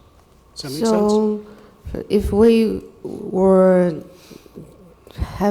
we might have some smaller meeting space, it has to be on the second floor, right? No, because the first floor have to be reserved for big program room for after-hour access. If we wanted to have any larger after-hour thing, we'd have to do it on the first floor because we don't have the elevator for the second floor. Okay. But and now the ideal thing though is the space that you'd want to have for the meeting area might actually be best elsewhere. And I think we can look, we've had discussions, for example, on redoing the entry areas for possibly putting meeting areas up there because, the meeting areas are primarily going to be for adults, not going to be for the children. So we try to leave it out of the children's space. And that's what I was going to add as well, is that the first floor consideration as well is that it is in the children's room. And then to mitigate the safety concern of bringing adults through the children's room to a meeting room on the first floor, you would want to locate the meeting room elsewhere. So meeting room second floor, is that a possibility? I think we've looked at various different designs. It would mean removing stacks probably from part of the adult area. But we've also talked about what do we want to do with the front of the library. And, so these are things that we can look at. I mean, you're absolutely right. The community needs more conference room space, meeting room space. We meet at Le Boulanger or in Starbucks. That's where we meet, right? And it's difficult to have anything more than a few people. Certainly we need that. Having a think tank is a major change, but that's one. We need to have probably a range of rooms anywhere from 4 people rooms to more 12 and 20 people rooms. The 20 people we could potentially use in our divisible space for the program area, but you wouldn't want to use 4 people in a 40 or 50 person space. So I think we need to look at multiple things, but as Claire said, the number one thing we needed is larger space, because we have a need for many larger programs. Just like her ESL Conversation Club, we're presently having a discussion now about the need to have a similar type of thing for teenagers, because we're discovering that a lot of the Cupertino teenagers have a hard time talking to adults. So we're going to have a teenager adult conversation club. And that will bring in probably 150, 200 kids. So, these are the things that we can't do today. But I completely agree, we do need more conference rooms, definitely. I'd like to have one reserved for us. Can I go? Go, Darcy. Are you done? You're done? Okay. Does anyone have access to the slide deck? I want to take a look at the second story of the 2-floor plan. Okay. I have the hard copy. I could put it up on the projector, but I think it'd be easier if we put it up electronically. And then while we're doing that, so my comments, I guess I'll group together my comments on design parameters together. And I'll start with the idea that while Roger's putting the second story up. It's up. Let's see, that's the first floor. So let's take a look at the second floor there. Okay. So, I'll group together my comments with regard to design parameters from what I've heard so far. I think one of them is indeed the partitioning, and I think we, like Diane said, we don't want to, kind of micro-design it at this point, but the idea that we want more smaller conference rooms, I think is certainly not a micro-design.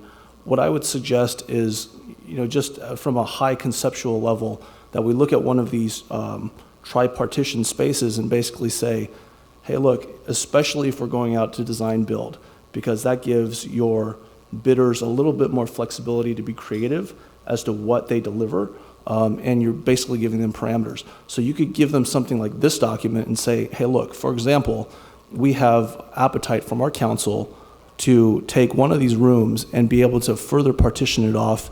Sorry, that's not a third. To further partition it off into thirds, for instance. So I'm very familiar with this size of a space because that's precisely my office, actually, about 500 square feet. And my conference room is about a third of it. And so, that fits, anywhere from like maybe 5 or 6 people comfortably to up to 8 or 9.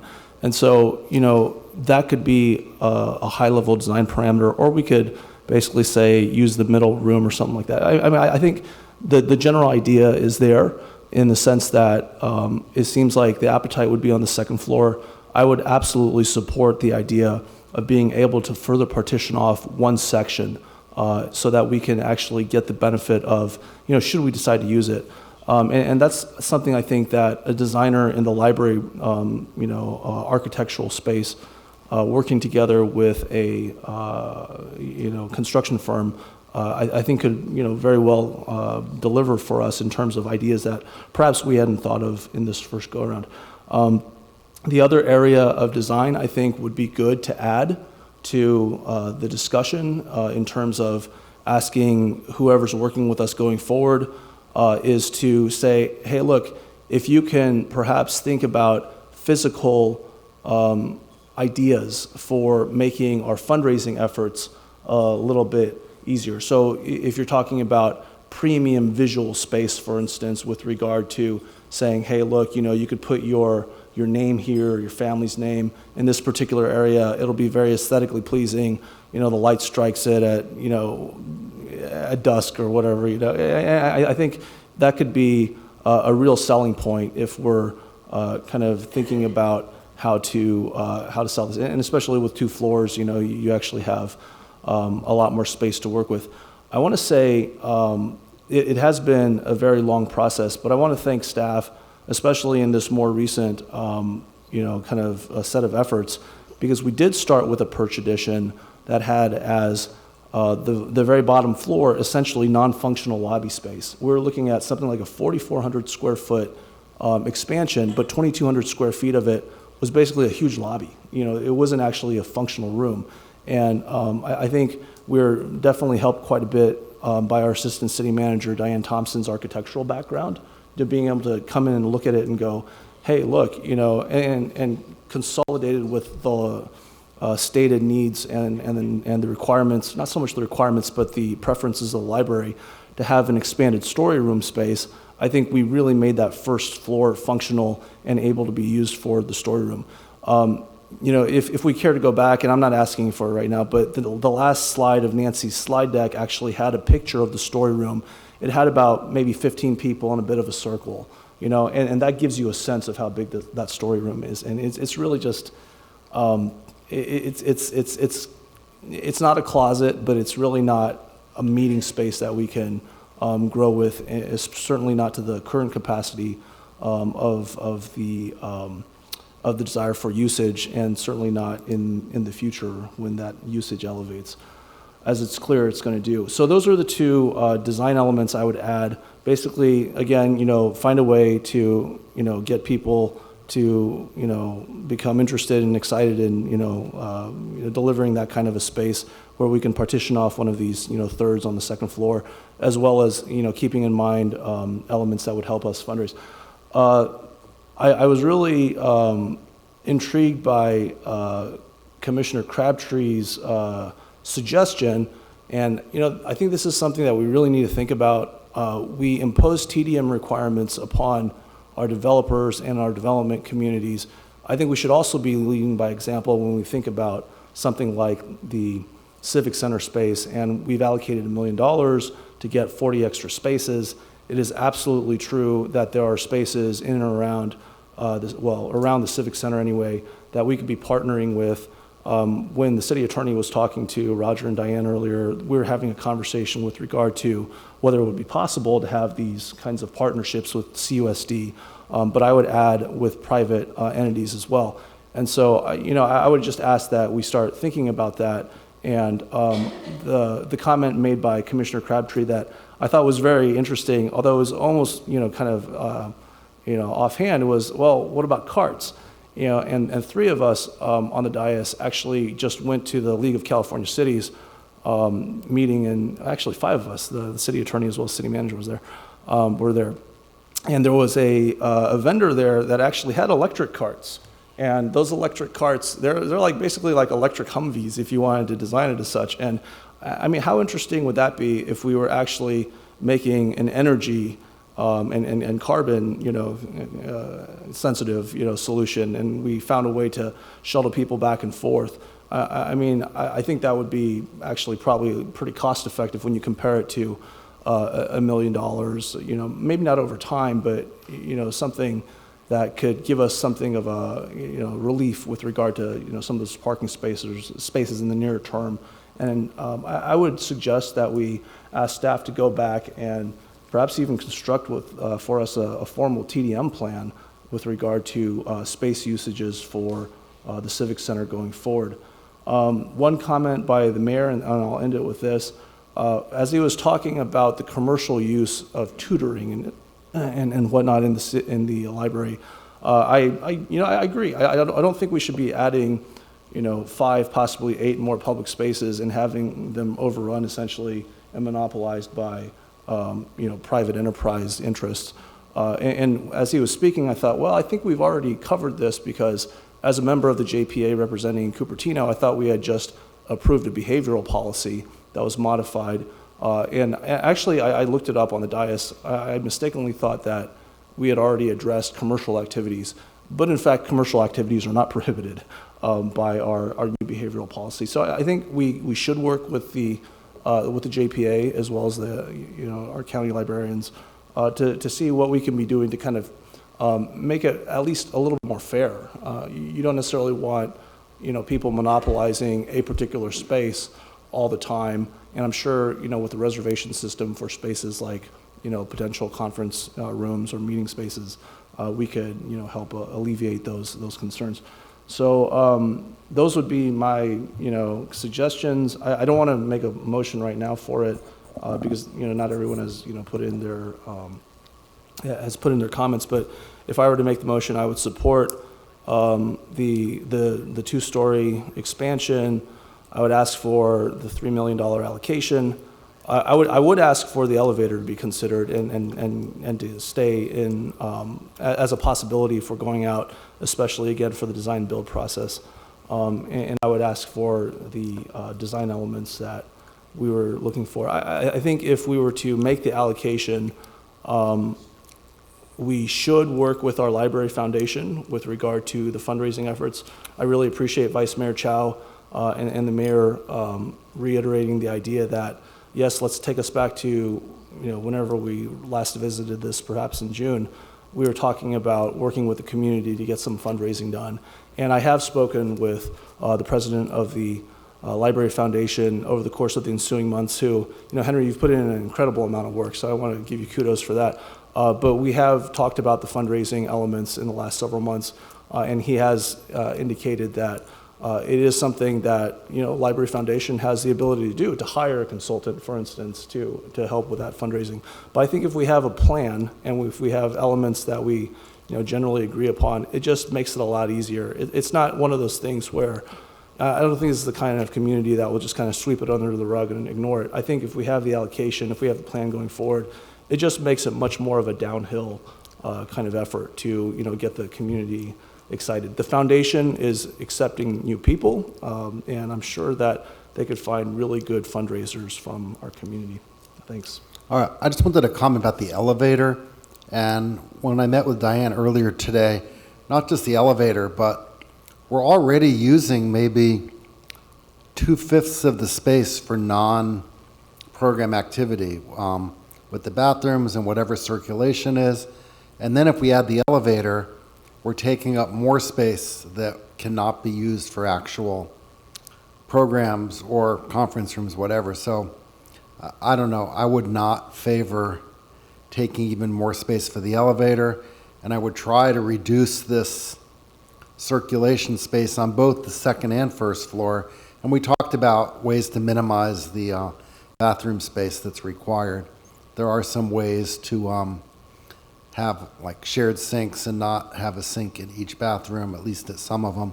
So I would like, since tonight seems to be the night we have to talk about this, didn't really want to get into designing bathrooms right now, but it seems like this is the time. So I hope you can look at some ways to reduce the non-usable space.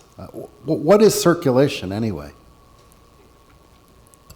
Circulation just refers to the hallways, the stairwell, the basically the access path through the space. So is there a reason it's so wide there, the circulation hallway? It's probably wider than code minimum, but it's to accommodate the number of people that we would anticipate would be using the program room. So if there's a break in the program and people are gathering in that lobby or hallway space, you want to have it be ample and not feel crowded.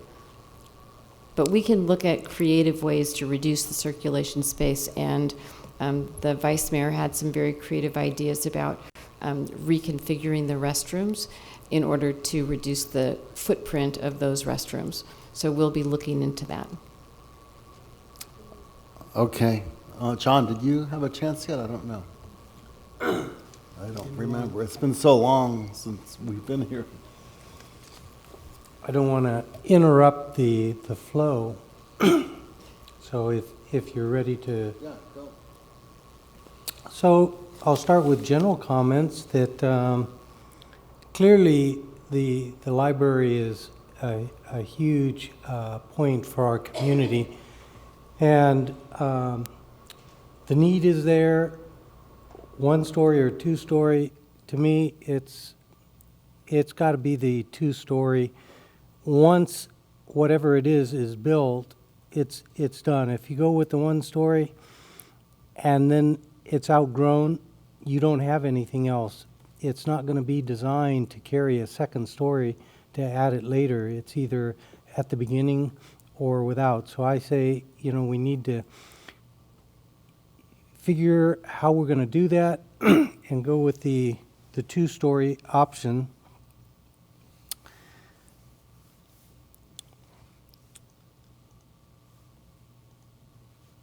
So then we get down to the next item, the design bid build versus the design build.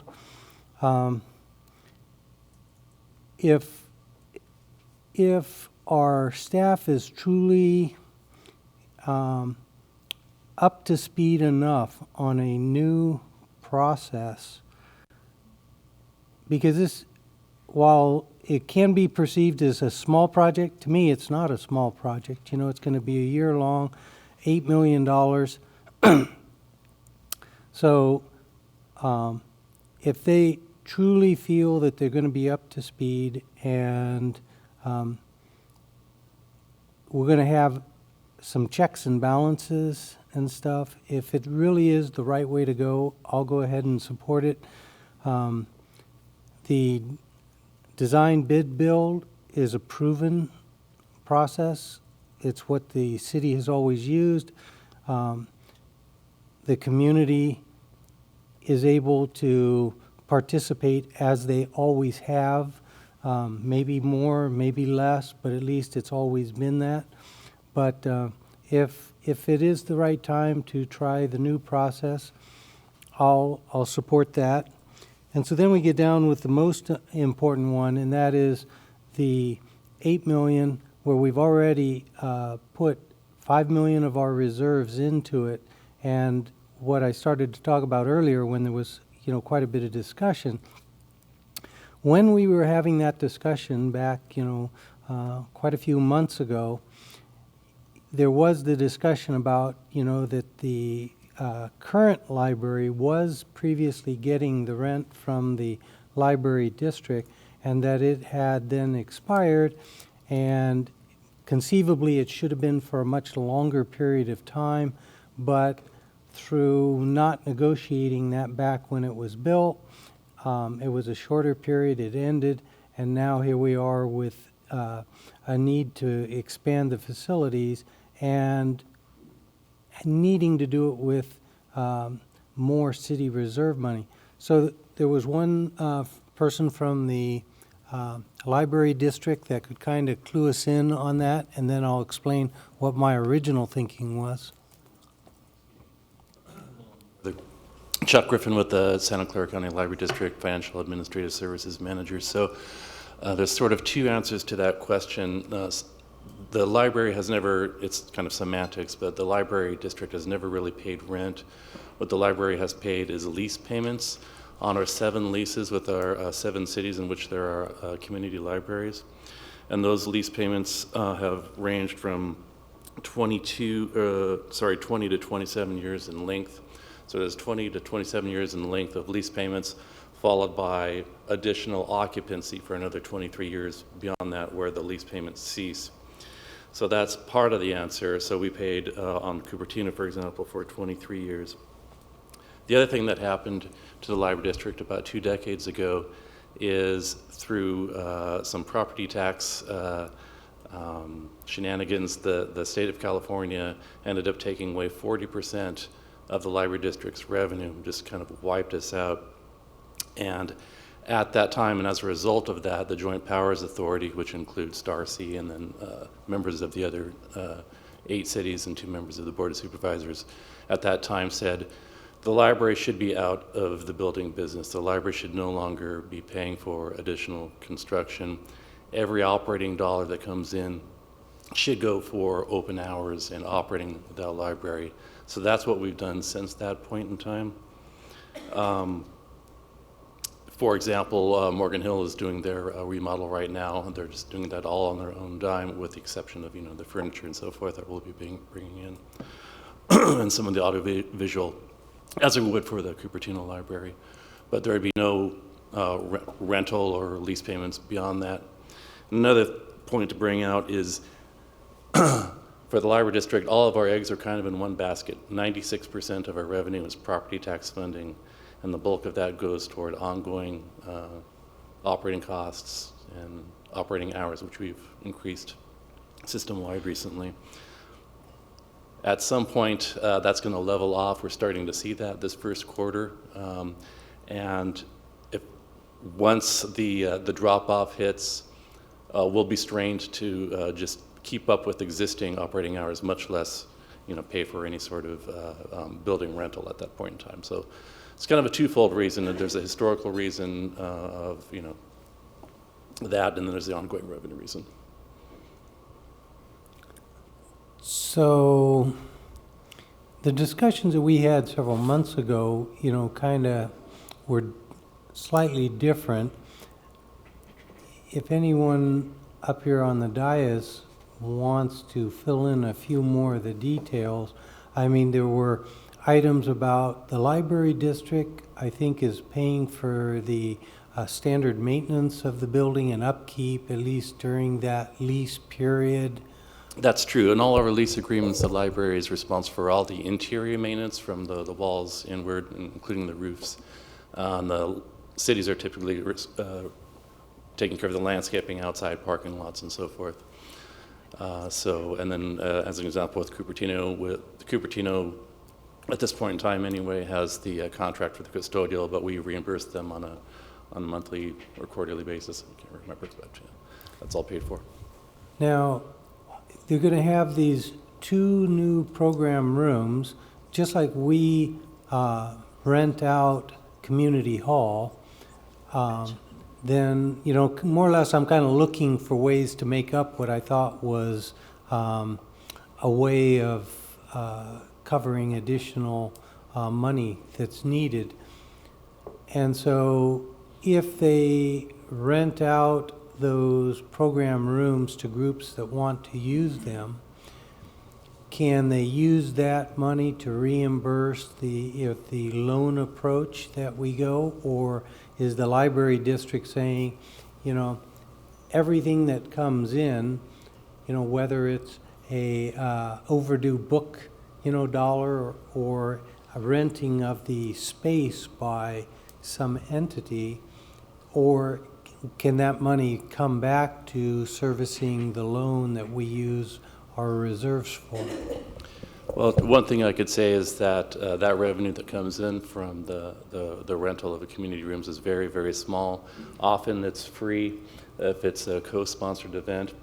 Throw something at me if I'm saying something out of line here, but the amount of money that we get from them is in the 4 digits maybe at best for the course of a year. Nevertheless, to your point, if we did want to consider using some of that revenue for these new spaces to offset some of that cost, that is something we would have to go back to the whole GPA and get their buy-in on. My understanding was from Claire, the library can't rent out rooms. Right, that's what I thought was said too. So why would there be a rent income? I'm blanking on the cost, but Nancy can tell us. The library district has a community room policy. You can find it online, and that is philosophically aligned with the role of the public library. So that's where you were correctly saying that the meetings must be free and open to the public. They're not for commercial uses to make money. Oh, but you still have some rent income, right? We, the JPA that Darcy's a member of currently sets all fines and fees. They have, I would have to get I want to be careful because I haven't had a recent legal opinion on this, but the last time it was done, we were told that we could only charge cost recovery. So it's $25 for 4 hours. So that pays for janitorial and so forth. Yeah, that's similar to San Jose Public Library. And that's so very minimal amount. Very typical for public libraries. And that is by our policy, and Chuck's quite correct. A different model would require Joint Powers Authority approval. Oh, so I just heard that the library district's been paying rent for 23 years, but I didn't think the library's been there for 23 years. Well, there's been a library in Cupertino for 23 years. Okay, so you were paying lease on the prior library, Yes, not yes. on the current library. I heard when we built the new library, we somehow forgot to renegotiate. Is that why the new library was built in 2010 or 2004?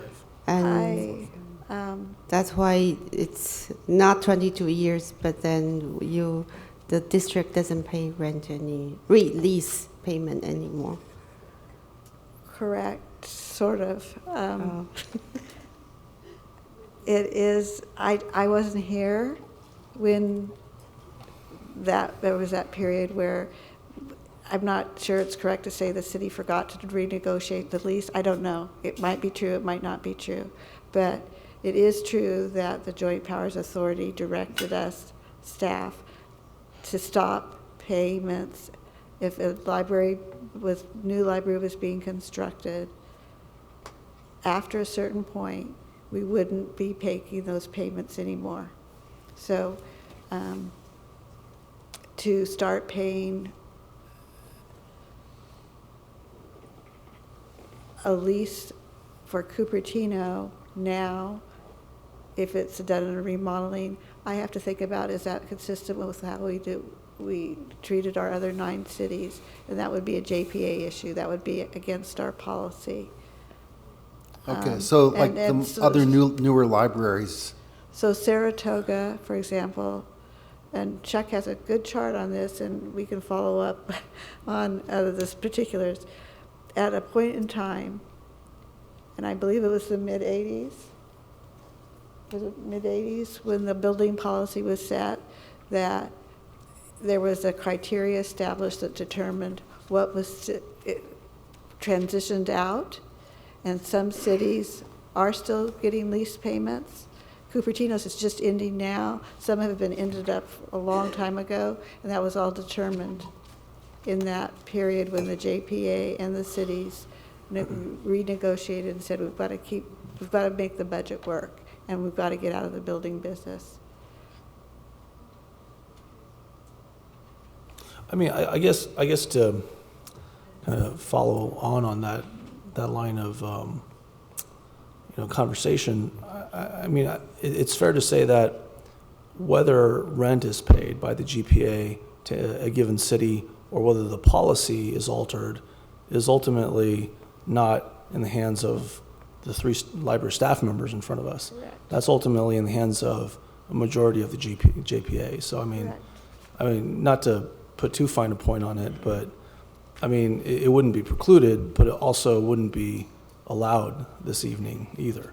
No, I mean, certainly you can take the issue back to the JPA, but financially, I think it would require some study, because I don't think there would be the funding to do the same thing for everyone. Mm-hmm. And everyone has had what you might say, at least as those folks defined it, their share of lease payments. Right. I mean, we'd have to go and probably look at the lease agreement to see if we could even do something like that under the terms. I know it was written a while ago, and it wasn't the most. It wasn't the most detailed agreement, I would say. But you and I had a conversation a while back, and I think it was something to the effect of, well, this may not fall under the currently operating lease, but if you add space to it, you never know. I mean, you go back to the JPA and have a discussion about it. But you could certainly go back to the JPA. That's not my position to ever try to block that discussion. Sure. But to share that for other libraries that have expanded significantly, Saratoga, Morgan Hill in the process now, we would have to look how those were treated similarly. Right. And that would be the environment to which you would bring your discussion of should Cupertino be played differently, or if we change the rules, is it financially viable? Well, I mean, you'd want to be fair, but it's all in the nuance and details. So I think Well, the It's- point, one time, I was asked as if the district had any skin in the game.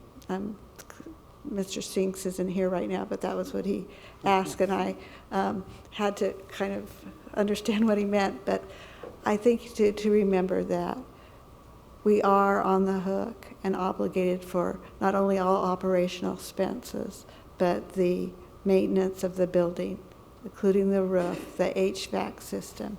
And to the extent that we can, that's why we try to identify a substantial amount of money that we could put towards this. We want it to happen for the city, and that's why in meetings with staff, between staff, we have identified costs that we think we could go back to the JPA with and make a case without opening up the whole lease agreement, where we can make a fair contribution to support the room.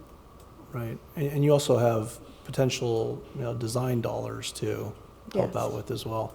I mean, we haven't even begun to explore the contours of if we were to add, whether it's 4,000 or 2,000 or 5,000 square feet of space. HVAC systems for a building that size aren't cheap. I mean, if, the acknowledgement is already that maintenance is something, as well as repair or potential replacement, enhancement of a system like that is already covered by the JPA. I mean, I know we haven't really put dollars to, that kind of aspect of the potential project. It hasn't been done. I've taken the position that I'm, as you know, comfortable as a staff person to recommend that as a way that the district can be financially viable and still support building costs in significant ways.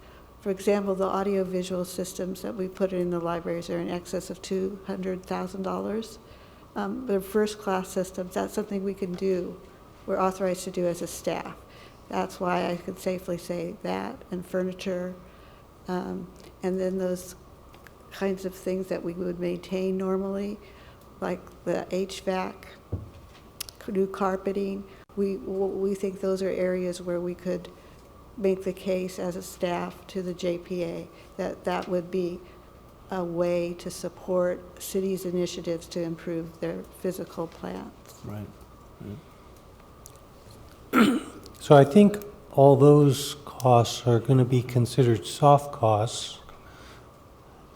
Maybe Roger can say all those costs are going to be considered soft costs?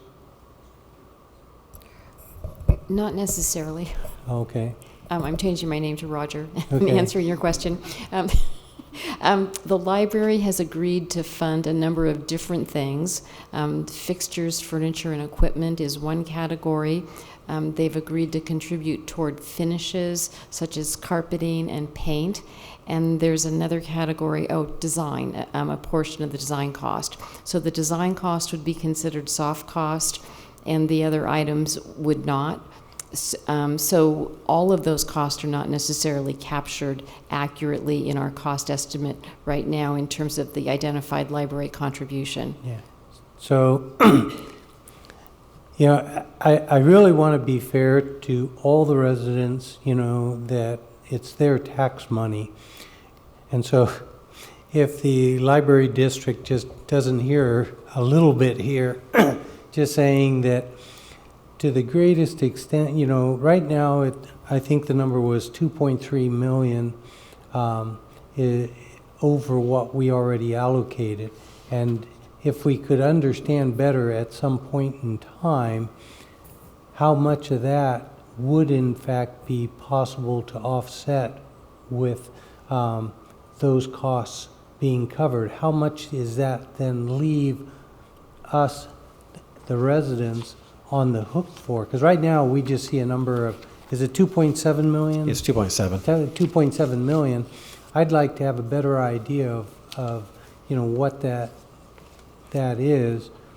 I definitely want to be fair to the district, and I don't want to be using them as a bank account, but I'm trying, when we allocated the $5 million for the library expansion, and we have so many residents speaking, we need this space, the library staff, we need this space, and absolutely it's an important part of our community. So it was a no-brainer. Hey, $5 million of the residents' tax monies, let's put that there, and then look for where the rest of it could come from. And my thinking back then is that that night there was a lot of discussion about the lease payments and the fact that it had ended, and that conceivably we'd be getting the lease payments on the expansion. So my brain back then was thinking, okay, the $5 million, and then we'd be able to use that lease payments and the present value of those lease payments to kind of cover whatever else was needed to get to the total budget. So just be careful, because we did have closed session on this as well. So you may be thinking of what we discussed in closed session, which we can't discuss here. Okay. So at any rate, I would be asking staff to give us an update. I mean, I think we can go and make a decision tonight, but my request would be to better understand what we need to be worried about when we start talking about, we're going to be doing the budget process for next year, and there's a lot of things that the community wants, redoing the ponds at Memorial Park, the community gardens. All these things are, adding up to a chunk of change. And if we aren't covering, if this additional amount for the library is not covered, I want to be very cautious in free spending this money when we do our budget process. I think it's in February. And so I'd really like to have a better understanding. Also, the bike and ped, how much money do we push for bike and ped projects? We got Carmen Bridge that we have a lot of people speaking. And so I don't want to, wind up overdoing what I think is fair for the community and their things. So that being said, I still am firmly behind the two-story option. I'd actually say it should even be bigger from the amount of use. Earlier tonight I was asking, the chancellor about, additional library sharing with De Anza College because of how much use it's getting. On the day that it opens, I still think there are going to be kids sitting on the stairs, because of the number of people using it, and especially with these new housing projects that are going to be coming to our community. I mean, those are going to go right into the existing facilities at the library. So, all that being said, yep, I'm convinced that the residents expect us to do this. We need to do it. I need to do it as soon as we can, and I'd be really happy to see us do a ribbon cutting in September or November of 2021. So thank you, staff. Thank the community.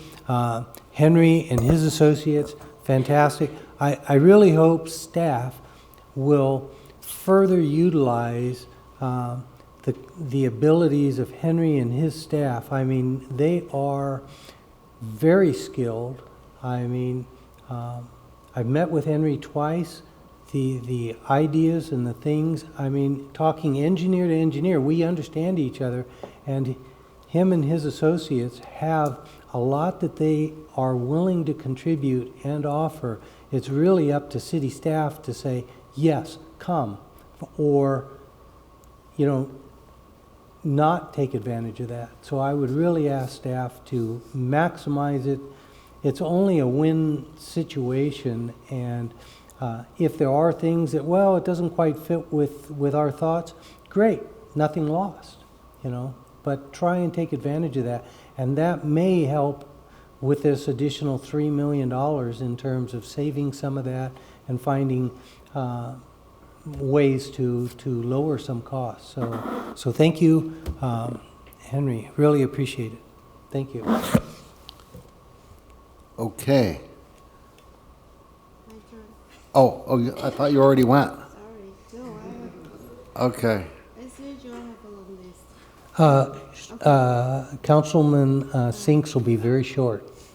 Yes. Yeah. So let me.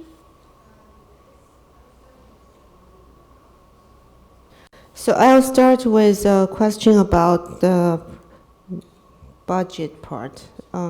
It's, I think with the, I think I do support the two-level option. I think we need that space. But then more programs by the library means more operating costs, more staffing. Would there be more staffing costs that the city might have to support? Or Not that we anticipate. You need to remember as well that the programs that we are currently holding here in Community Hall, the majority of those would be shifting back to the library and freeing up space here for the city and the community to use. And I think also, we're looking at other uses of that space as well, overflow seating, use by the community, if they were to be using it for free community events as well. I would hope that we would be able to increase programming. There are certainly a number of things that we would like to do now that we simply don't have the space for and that staff are eager to do. But I don't expect that there would be any great added operational cost. You don't anticipate a need for more staffing? No, not at this time. Yeah.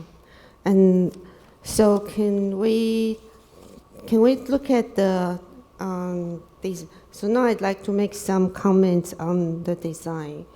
So I guess the restroom I have already communicated to Diane that it doesn't seem we don't need all restrooms to be ADA compliant, and then so you will explore a more compact design that still meet the code, right? And then I'd like to understand what's the minimum, code requirement in terms of circulation space? You said this is more than required, so what's the minimum required? There isn't necessarily a square footage for the, minimum for circulation space. It has to do with the width of the spaces. And it looks to me like the spaces are wide, the hallways are wider than code minimum, which is probably necessary for the number of people that we anticipate. But we can look at lessening what I call the support spaces, which would be the circulation and the toilet rooms, in order to have more program space. Okay. So I guess one idea of smaller room, like Darcy said, this kind of partition. So it's possible to actually, these doors, you can make these doors that can be slide open. Yes. So when you use the entire space for a big event, these partitions can remain there, but this will be all open. So I've seen this kind of space. So some people can be sitting here, some people are sitting in front. So it's still a big room. You just have this divider that when we need smaller room, they can be closed. So that's possible, right? We can certainly look at different options for the movable wall in terms of dividing the space and subdividing some of those spaces that you see that are already divided to create some smaller spaces. Yeah, I think we have a big room downstairs, so this is second floor. It's possible to just have this fixed and not removable, but then that doesn't prevent us from using the entire space. That's for correct. one big event, right? Okay, and another comment is, okay, how can I erase that? How do I erase all the red thing? Lower left, okay. So another thing that I'm thinking is, actually, let me show a picture.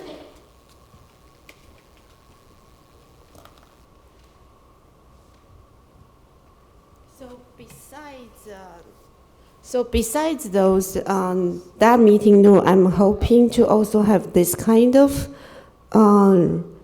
flexible and movable furniture that you can line it on the side. So even during a big event, some people can be sitting here. It's like a balcony of a big event space. And it could be extra sitting room for anyone to study, but also can be a small meeting space for a small group meeting, right? And this thing is interesting. It's called a tree house.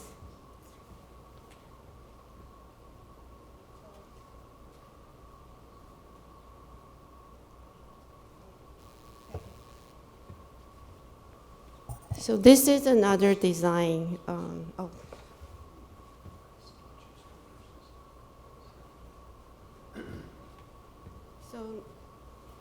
So this is another design that is kind of a helper house. You can combine that into a tree house, but it's helper house.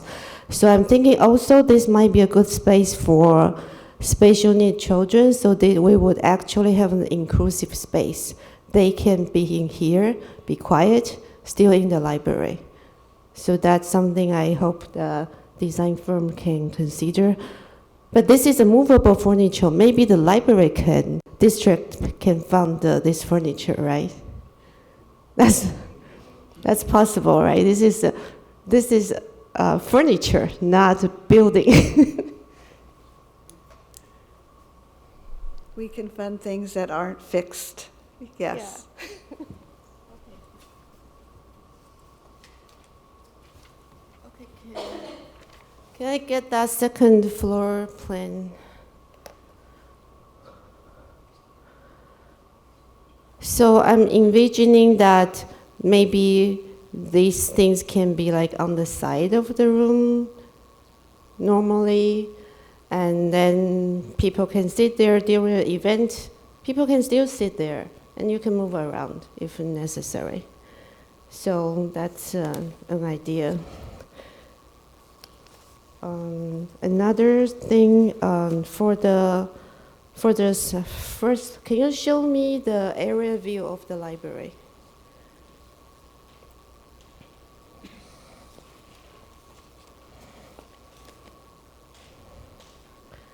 I think you had it in your first slide.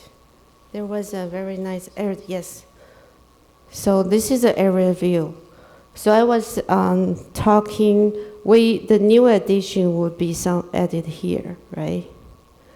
And then I was suggesting in the first floor, possibly we can open up so that during story time, some kids can be indoor, some kids can be outdoor, and some little kids can even be running around while listening to maybe a music performance or a story. And then and possibly this outside door could also be opened, so that I hope that design firm will find a way to make effective use of this really nice redwood area. It's also calm there. But then I'm thinking, if we have some performance, some people can be sitting inside. If we leave the door open, some people can be sitting scattered outside. Or maybe I think we were saying a kind of amphitheater kind of design, because I understand the Red Grove area is on higher ground. So maybe we can have layered seating, or more natural, something that fit with the redwood. That's natural. So I know that the design cost might be higher, but then I hope the community can raise more, and we can put names on these benches, right? And we can put names on these small meeting rooms that people can enjoy. So that's what I'm imagining. Like Lisa said, be more creative. The design, concept design right now is rectangular like the rest of the library. But this addition doesn't have to be. It could have slanted roof. It could be, because I see other libraries like the West Valley Library and other libraries, they have more innovative roof design that looks like outdoor, but it's indoor.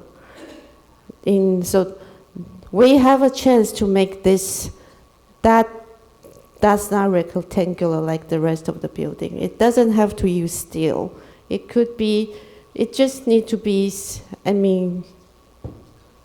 it doesn't have to look exactly the same as the rest of the building.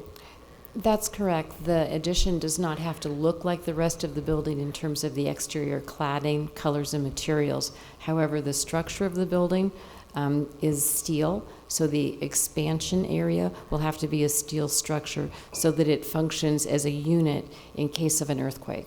So the code will okay, require us so to do that from a structural standpoint. see. But as far as Okay. cladding and the appearance from the outside, we can be more creative. Okay, so that's what I'm thinking. I'm hope the design will integrate with nature part in here and then here. So not just adding a concrete room there. Okay. Let's see. So the inclusive space. Oh, another thing, can we have the second floor map again? Since we have the oak grove, right? Just an idea, if I don't know if they can do it, is to have a balcony that people can actually go out and you can overlook the oak grove outside here. So it's not enclosed. I don't know, just an idea. Okay, and then next question is regarding the design build process.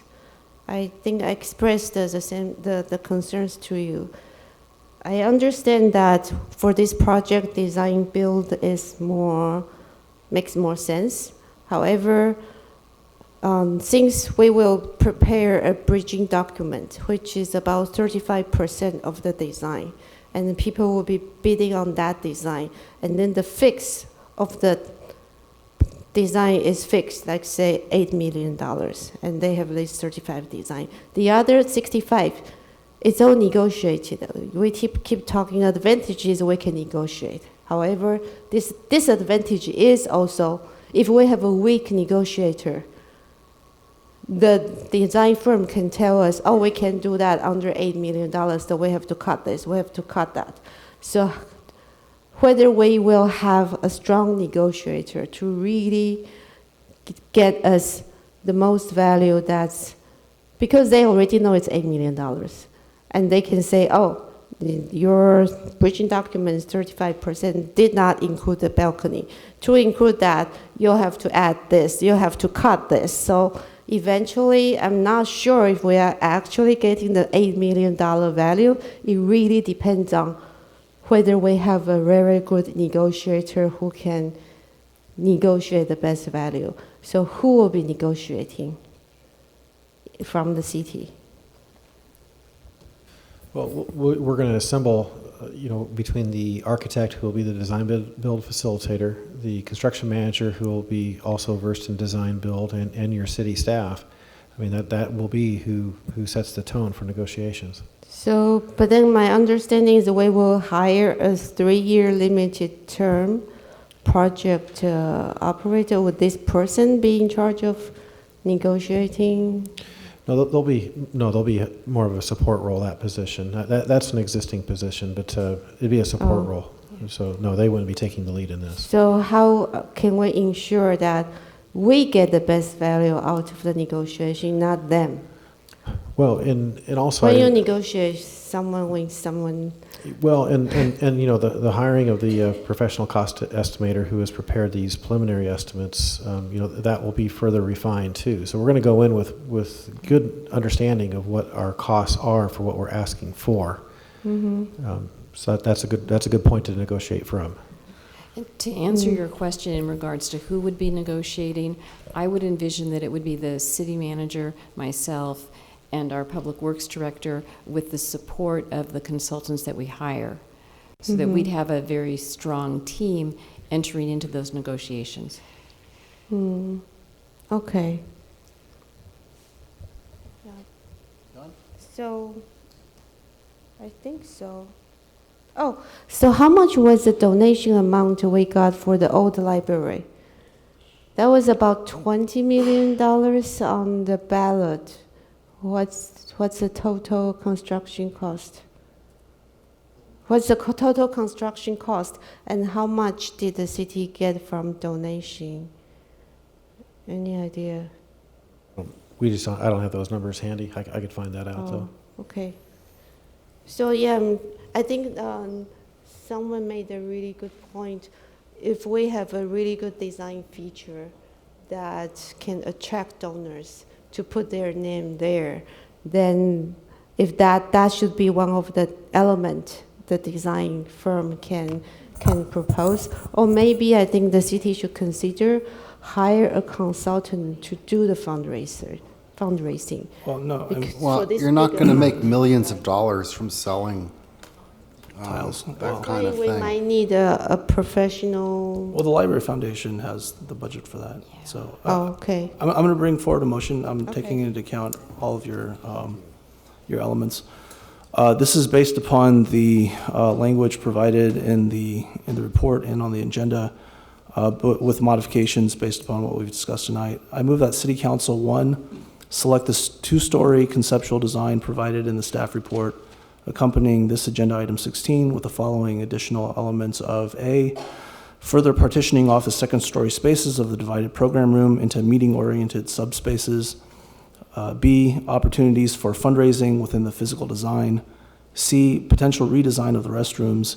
D, potential opening up of the first floor on the northern and/or southern sides of the story room to the courtyard and Redwood Grove, respectively. E, potential integration of design elements of the library expansion with the natural elements contained in the courtyard and Redwood Grove.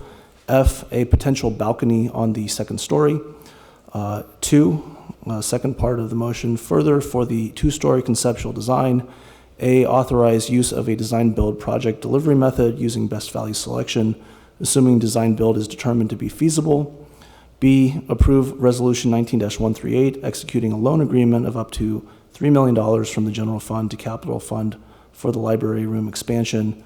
C, approve Budget Amendment 1920-070, increasing appropriation by $3 million for the library expansion project. D, authorize the city manager or her designee to negotiate and enter into all agreements as necessary with a qualified architectural firm and construction project management firm for an amount not to exceed $1,870,500.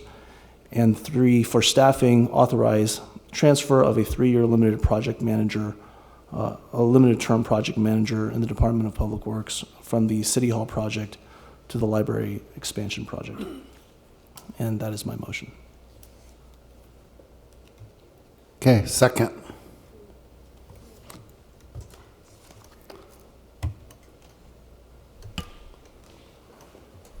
The motion carries with Councilmember Sinks absent. I'd like to thank Councilmember Paul. He's the best person at making motions I've ever You're welcome. seen. Thank you. So great, you captured everything. You have to Thank you teach so us much. how to do this. Well, that $150,000 paid to Harvard Law didn't go for nothing, I guess. All right. Well, thank you. Okay. Let's see, what time is it now? Oh, it's only 11:42.